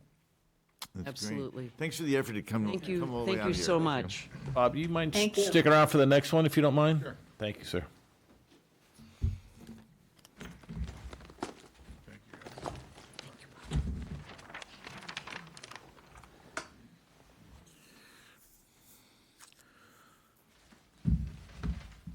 Okay. Great, Tom. Discussion. This subject sort of came out of nowhere a little bit. I know, Riley, you brought it to my attention. There was an issue on the Cape. There was an article that came up from Provincetown. And so we got a lot of information from you. Thank you. In our packets. I don't know if, Bob, you want to just introduce it? You want me to say a little about what it is? Because people at home probably have no idea what this thing is. Yeah, if you'd like to. Now, I'm as the also the chairperson of the Bourne Board of Health. I'll say that we recently passed a kratom regulation. It was based on the MHOA model regulation, and that was at the urging of our police department, the chief of police, who asked the board to address this because of this terrible problems we were having in town with the police were having with dealing with people that are addicted to this stuff. So I didn't happen to be there for the public hearing and vote. I was away for my son's wedding, but the board did pass it in my absence. And I know that the police chief and several other, folks in town are very happy about it. We had a lot of support at the hearing, as I understand. So, but yes, if you would like to just introduce the topic, and I'm happy to help you, even though it's not a tobacco product. I'm not, I don't have a wealth of knowledge about Kratom, but as a Board of Health member, we did address this in the town of Bourne with a comprehensive regulation just last month. Or, I'm sorry, just last month, so. Just reading from the packet, it seems that this is I guess a vegetable-based product or substance coming from Southeast Asia, I believe. And listening tonight, there are apparently also some synthetic forms of it. This is a substance. It was interesting to mention from what I read was that on smaller doses it has sort of an amphetamine, I guess, somehow that someone feels more up when they're taking a lower dose of this product. Some kind of stimulation, a stimulant, Feeling as euphoria. opposed to a much larger dose. From what I read, the substance sort of connects with the receptors that opiates do. In other words, it kind of connects with the part of your body that also responds to the molecules of an opiate. So it's a little complex that way.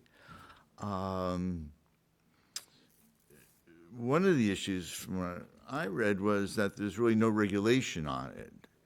In other words, there's no one overseeing where this is made or how it's made. You worry about, is this coming out of someone's dirty kitchen? We go out and inspect kitchens here for a reason. We don't know where the stuff is made, how sanitary it is, what country it's coming from. So the quality is an issue. Also, the strength of it is something else. And there hasn't been a lot of medical testing, I can tell you, on it. There really haven't been a whole lot of studies. We heard tonight some people kind of zoomed in and were talking about having some benefits from this substance and as an alternative for painkillers. That's sort of my takeaway. Anyone else on the board, any comments on what this substance is? Or Bob, you can keep going. It's Well, great. I would concur with the statements that you just made. There has been no analysis of the actual content of these products. The FDA has not authorized them or approved of them in any way. It's very similar to a lot of the tobacco products that are out there now. As a matter of fact, with the nicotine pouches and the vape products that come from overseas, we have no way of knowing what's actually in them and what the actual potency of these things are as well. So the same concerns apply to Kratom. Kratom has kind of slipped through the cracks. It was slowly introduced into the market. Mostly was found in the larger urban areas, Boston, Worcester, Springfield, Fall River, New Bedford, Brockton, Lowell, Lynn, all in those areas. And then it's kind of crept out into the suburbia and here on the Cape, and it's more widely available now. Not everybody has it, but it became enough of a problem in Bourne that the police chief specifically and formally requested that the board take some action on it. And I'm sure that I don't know who the Yarmouth police chief is, but he or she may also have similar concerns. You may want to inquire of that person what their opinion is, relative to that particular drug. So it does work along the same pleasure pathways as opiates, opioids, cocaine, heroin, nicotine, all of those things, and is very addictive, to my understanding. And so that's what leads to, like all those other drugs, right? You start out, people who use it, they dabble in it a little bit, typically, and then the dependency grows and you need more and more of it. And yes, some people have claimed, and have you heard some claims tonight, that it helps them with various ailments that they have if they use it in small doses and it's very specific varieties. But there, again, no credible medical evidence of that, to my knowledge. I don't think that there's, are there any journal articles that you would be able to access to support any claims to that nature? And so, you know, it's something that's out there that, again, isn't approved or has not been evaluated or analyzed anyway by FDA, CDC, or any of those, you know, the federal health agencies, or by any of the states that I'm aware of. You mentioned the police had to deal with it. In what way?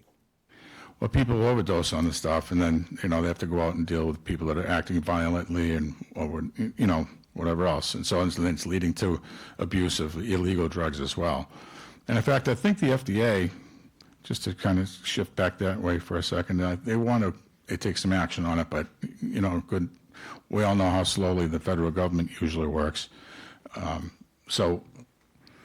But yeah, the Bourne police have had apparently several issues with this particular substance, with people overdosing and, you know, requiring staff assistance and EMS and everything else to get people to the hospitals. And, you know, I'm not sure that anybody's died from it, but there have been several episodes of violent and uncontrollable incidents with users who have abused it. I have a question, if you don't mind, Mr.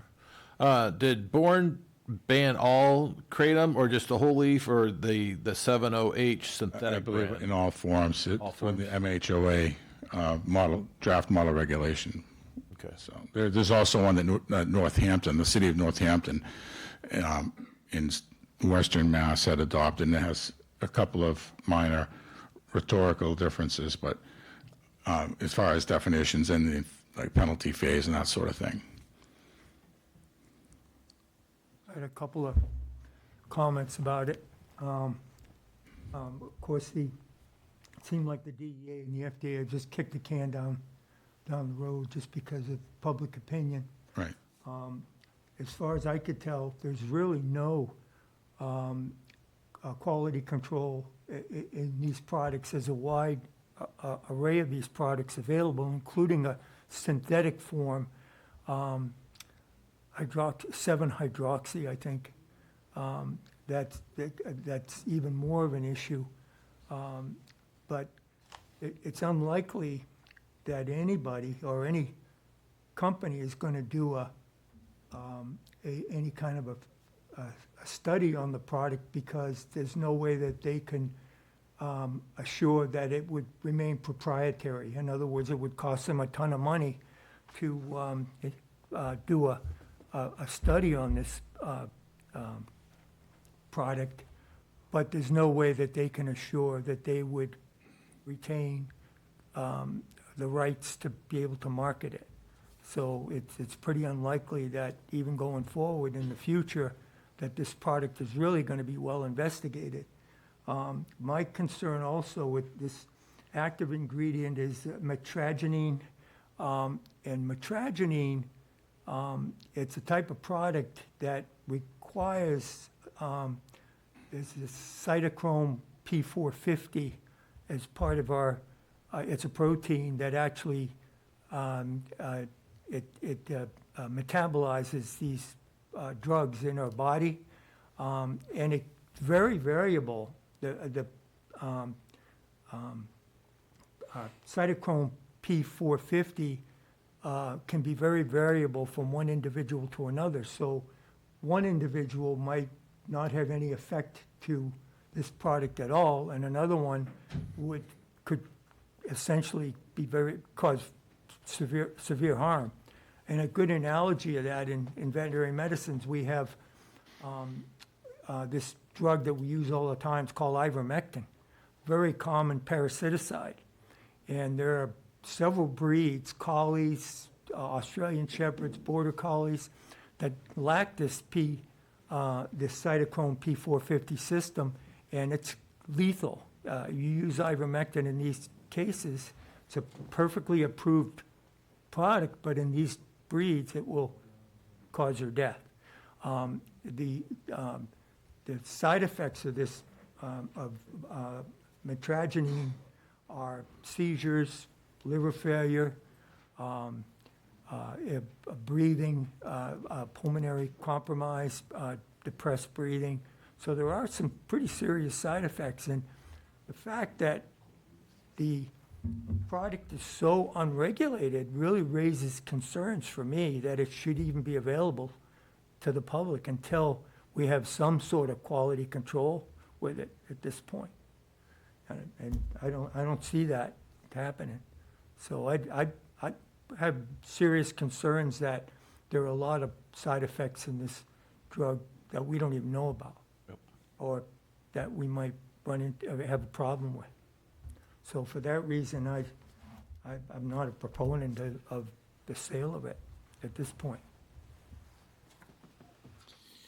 What happens with tweaking of these chemicals where it's slightly different than what's in your regulation in your town? What happens then? So the tweak, I'm not sure what you're getting at, Dr. You're Brodsky. changing the molecular structure, yet the substance has the new substance has the same effect. It's just creative chemistry. Yeah, I don't know. I mean, like I said, I'm not a chemist. I'm not. Unique product. It is very unique, yeah. And I don't even know where where it originally came from. I don't think Malaysia. Yeah. It's very, I mean, it's readily used and abundant in Southeast Asia. Yeah. Very common. So It's just that in the hands of our young people, I just Yeah. really have serious concerns about it, especially for the reasons we talked about. There's really no quality control on these products. And, from one product to another, Right.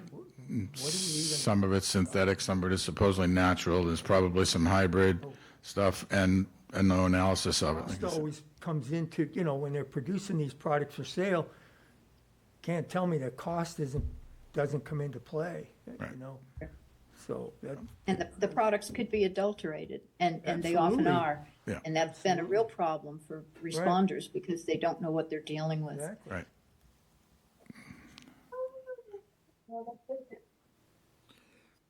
Well, that certainly is what happened with fentanyl. the people that are using it are probably more familiar with, obviously they've done the groundwork and they've found it useful for them, but what about the young people that really have no exposure or very little experience using it? And, it starts off causing one effect, and then if you, for that high, but then if you want that euphoric effect, you've got to increase the dose or use another product. And I have serious concerns about it in the way it is right now. Well, it certainly suppresses your respiratory rate and your Right. blood pressure. Yeah. What kind of feedback have you received in your town from people with the new regulation in effect? Well, it's been a very brief period of time, but we have had a lot of positive feedback, people thanking us for having done that. They have kids addicted to it or, brothers, sisters, what have you. So the feedback has been overwhelmingly positive. Okay, thank you. I think that for those folks that are really like the product, I think that it's incumbent on them, maybe the FDA or somebody to do enough work with it that they can prescribe it. If it's that effective for them, that those folks can be assured they're going to get a good product if it's prescribed and if it's produced by a pharmaceutical company, a bona fide, legitimate pharmaceutical company. Right now, that's not the case as far as I can see. Right.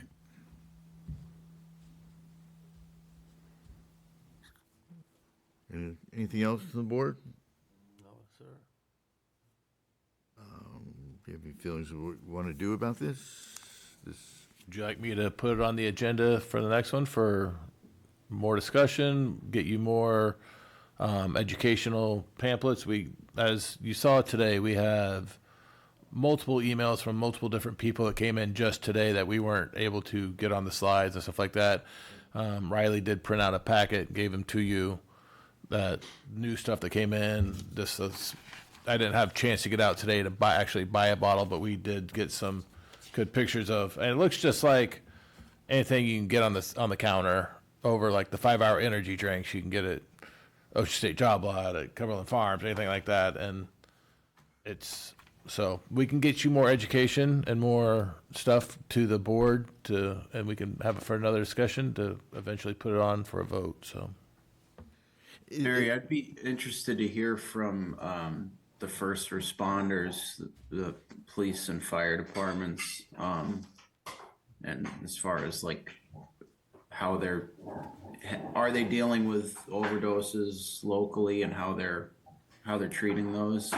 I'd also be interested to hear from the school systems if they've had any experience with that in the hands of the.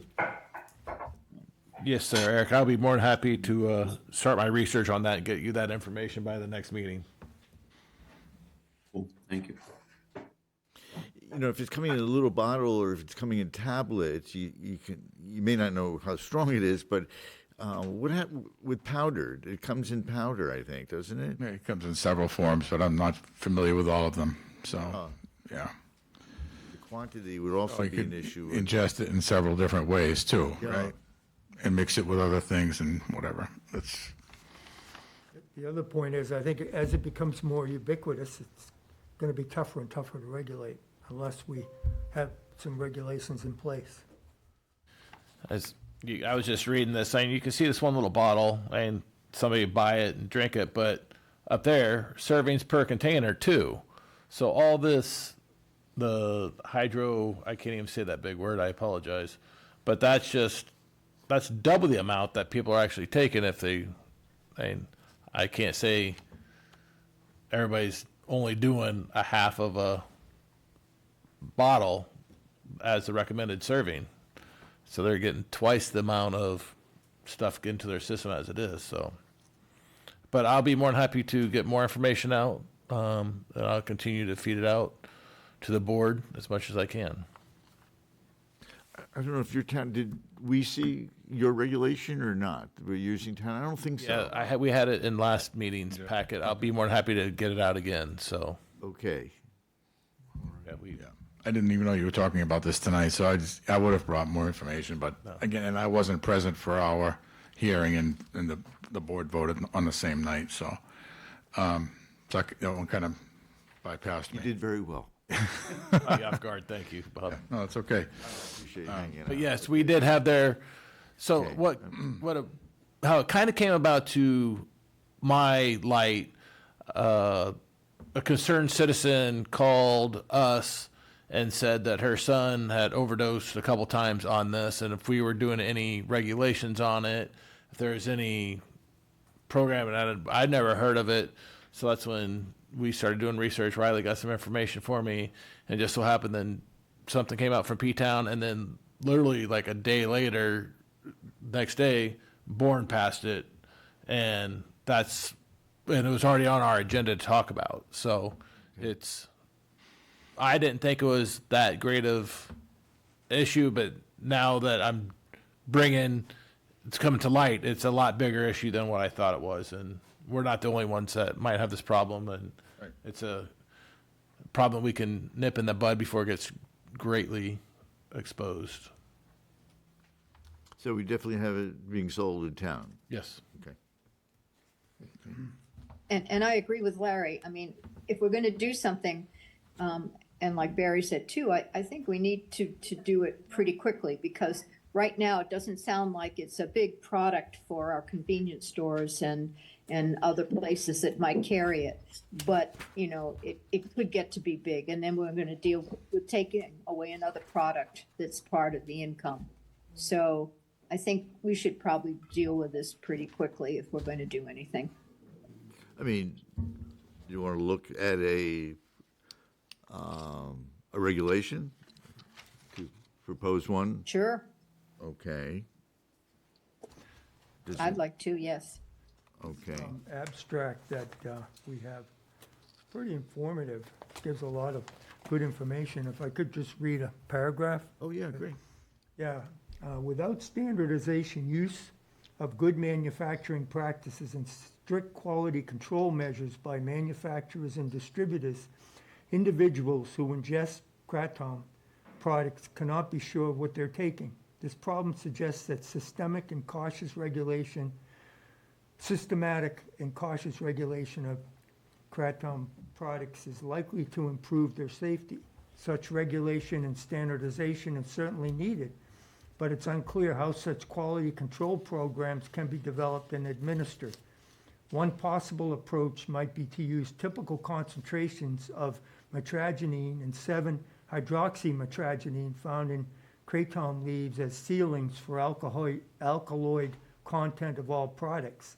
And it's the alkaloid content that we have to be concerned about as far as the metabolism by the body. It would be essential that the products be tested to show that they have not been fortified or contaminated with other substances, particularly opioid derivatives. The American Kratom Association has recently announced plans to address many of these issues by adopting a set of good manufacturing standards for the kratom industry. So I think until they come up with more of a plan, that we should really think about regulating this product. It's a loose cannon right now, I think. So how do you want to go about that logistically? I'm just asking questions of the board. Discuss it again and, let it sink in and study it a little more. And Bob, I think we're question- kicking the can down the road as far as the tobacco issue, but we might, if you have no problems with kicking the can down the road on this one, I'm okay with it. The regulations that Bourne came up with, are those interadaptable to other towns fairly easily? Yes, I think we went straight the MHOA draft model, which is available on their website, I believe. And there's also the Northampton regulation, which I'm happy to send you a copy of. So they're very minor differences, again, mostly in the enforcement phase. Okay. But, could be a couple of definitions that are tweaked in the Northampton reg. I think the Northampton reg is actually a little more stringent than the MHOA model. So, but you could take a look at both, decide which way you'd like to go, and you can make any changes to it, of course, any edits that better suit you as a community. Thank you. As with any regulation. I'd like to request that we also, I'd like to hear from this American Kratom Association. There was a caller that called in from that organization.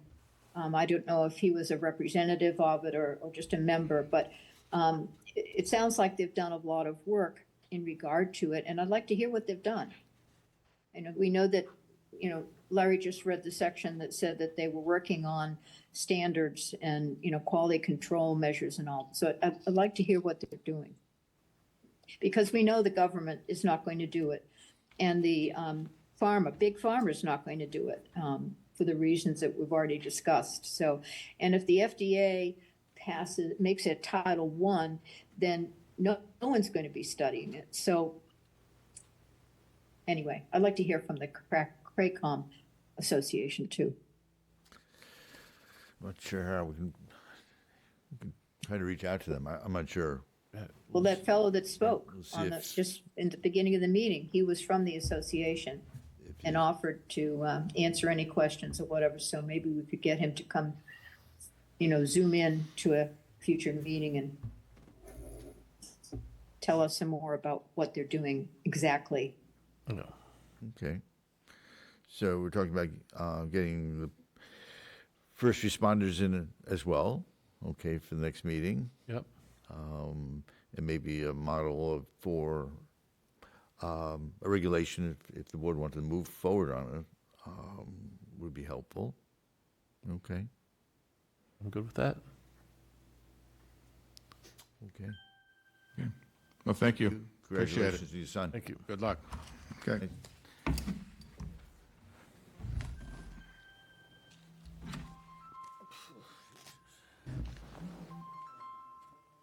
Mr. Broker? Okay. We're up to review and approve minutes. And the first one is the November 3rd meeting, which was in your packet.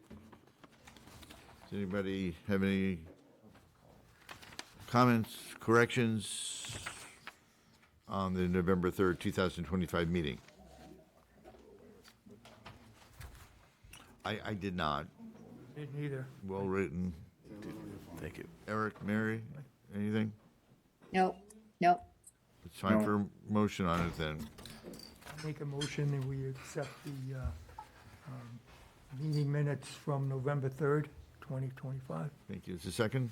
Someone? Second. Okay, all in favor? Just say aye, raise your Aye. hand there.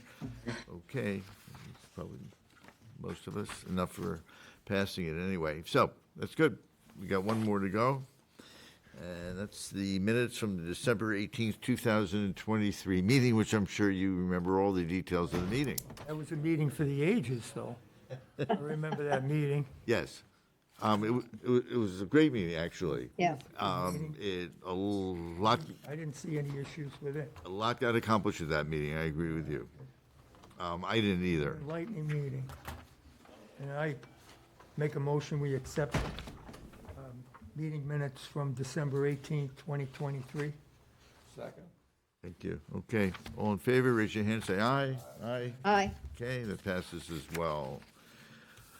Okay, we're down to new and old business, folks. I want to make sure everyone gets back to see the Pats play tonight, so. Oh, that's right. Or, probably lose to the Giants, but, Oh, what are no. you That going would to do? be- Come on, So number 9, here's new and old business. perish the thought.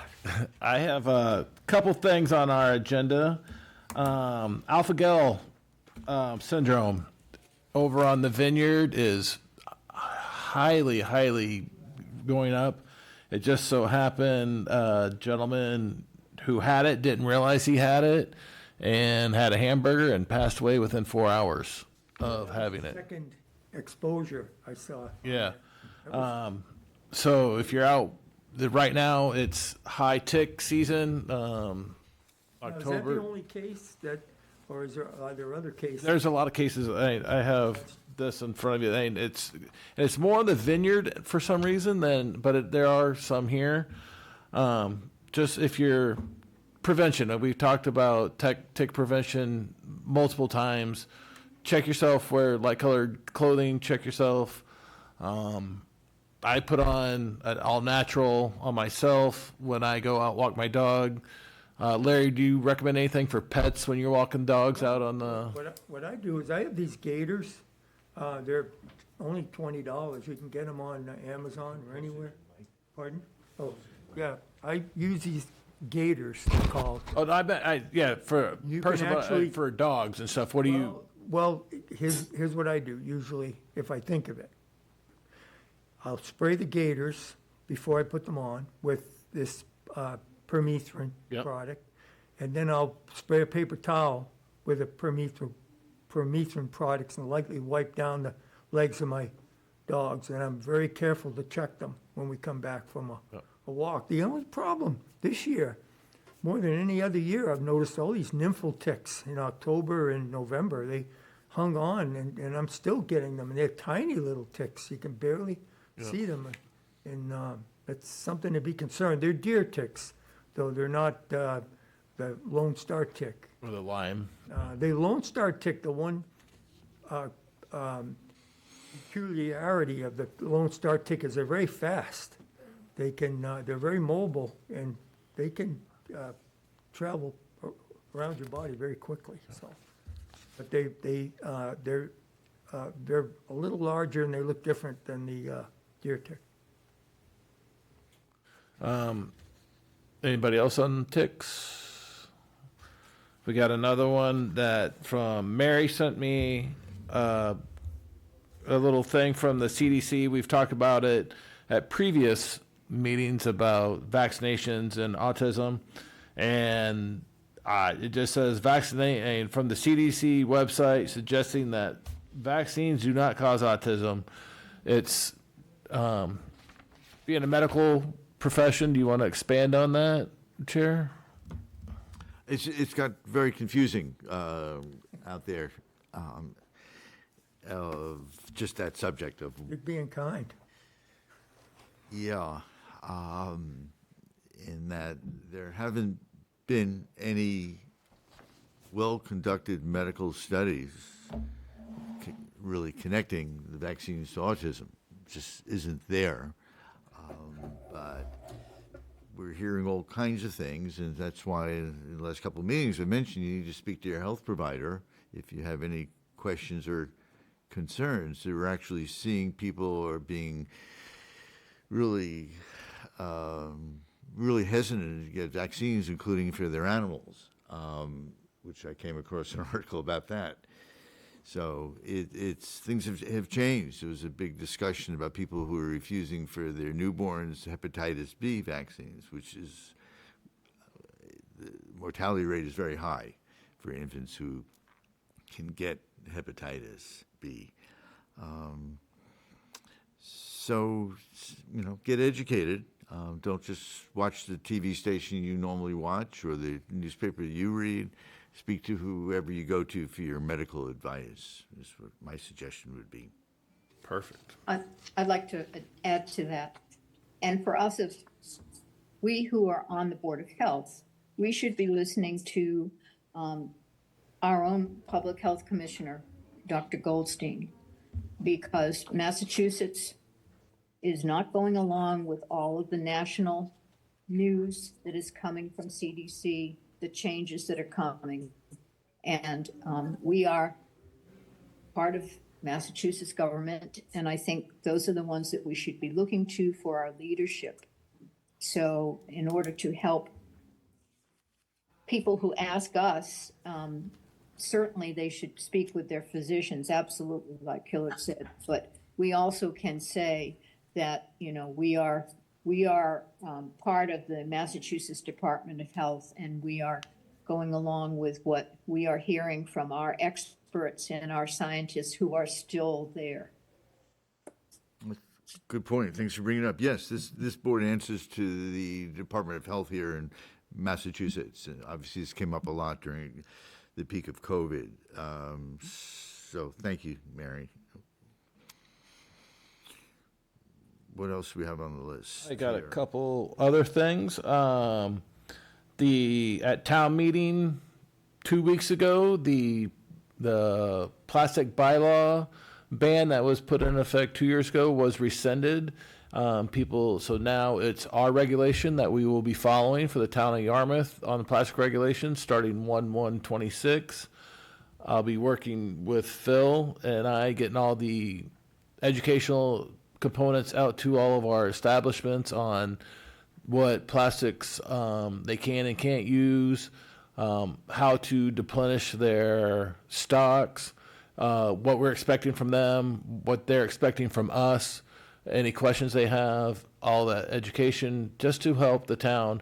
I just want to say thank you to the town that trusted us to rescind that and let us do the right thing with this new regulation that the board adopted. So it's a very sensitive subject. A year ago, there was a lot of opposition. The town people didn't think that we were going to do something. They thought we were just going to kick it down the road.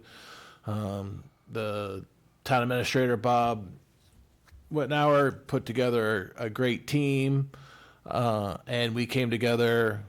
Mary was on it, myself was on it, and the regulation we came up with is doable for the town and the residents and for the business people alike. So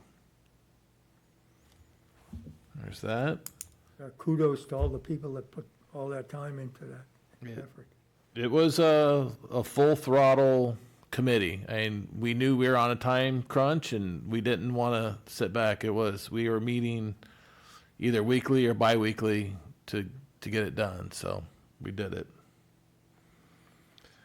Another thing, last month, I'll step back a second. The health department each month is taking on a new issue, whether it's child obesity, diabetes. We're doing Giving Tree. Well, last month was the diabetes awareness. We gave free tests out through the county that helped us out with this. We had 18 slots and they all were filled. They were taken. So we had 18 people that came and had their C1C tested, and I'm not sure about results due to HIPAA, and I hope somebody got some results that they didn't know, and we were able to help them. So that was great for that one. The month of December, we are doing a giving tree. You can get all the information from the health department. We had 22 local kids, and they were all have been taken, and we're in the process of getting 7 more, Riley. So we have 25 that have been taken now in one family with 3 kids, and we're hoping to get a few more from Emmy Small. Yeah. So hopefully we're getting another 7 more students. So it's been a great program so far. If you want to come sponsor a child, you can get, and they have a little list of what they have or what they want. You can get one thing, you can get them, there's no limit on it. So we prefer not you giving them ponies, Larry, so unless they really want it. But it's been great. Lots of inquiries daily on that. So it's very good. So we're highly, the Riley, Sarah, Deb in the office, the ladies are doing a great job putting this together and promoting it. So It's a lot of fun. I went out to the stores and buying things you don't normally buy. So I had a Wish you had when you were little, young, distant memory. Yeah, so it's a 5-year-old, and the boy wrote some interesting things that he wanted, and so it's a good time going to several stores and just piling it all into a bag. So I just encourage everyone to do it. It feels good. These are kids who aren't getting a lot of gifts or none at all. There's just no money at home, so just keep that in mind. I appreciate that. And then one last one, for January, we're doing a blood drive, January 23rd at Flax Ponds at the Luroso Lodge from 10:30 to 3. We have it up on our website. There's a QR code. You scan it. If for our elderly population, if they don't do the QR codes, they can call in to make arrangements with them. We have it at the senior center that how to coordinate to get there, stuff like that. So that's going to be our January one, a nice big blood drive we're putting on through the health departments with that one. Just a reminder, because it's getting colder, people are closing their windows or out less, and so flu rates are going up a little bit. It's not too late to get a flu shot. The COVID vaccine, the new one, is available. I've gotten a couple calls today from people who have gotten sick. That it happens in the fall. I mean, it's just working its way that people are spending more time closer to each other. So, I would encourage people to once again speak to your health provider about getting a COVID vaccination again. What else you got, Barry? That's about it. Check your smoke detectors tonight. If you need help, you can call me. I'll direct some help to you. I'll get you help. So I'll personally make sure. You'll come to the house? I will make sure something happens. I don't know. Not you, Doc. No. I might send Riley out on a field trip.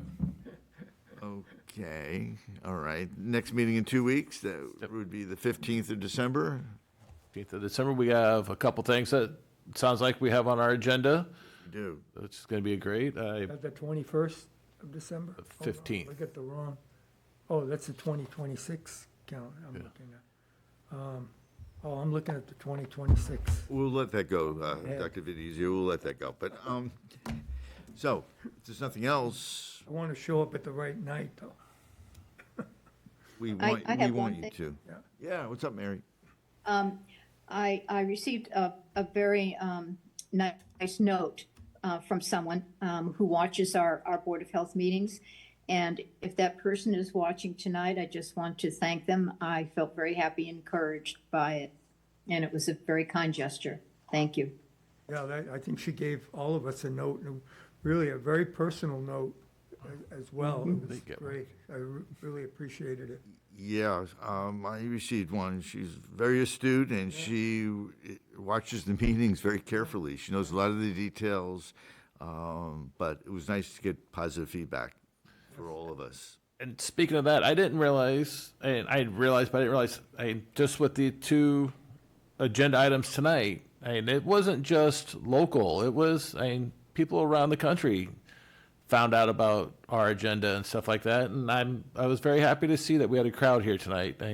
I'm open for good discussions on that. And a lot of people. Anybody left happy, but. Yeah, well, it's open and people are reading our agendas and people are following us. It's just, it's good. I like it.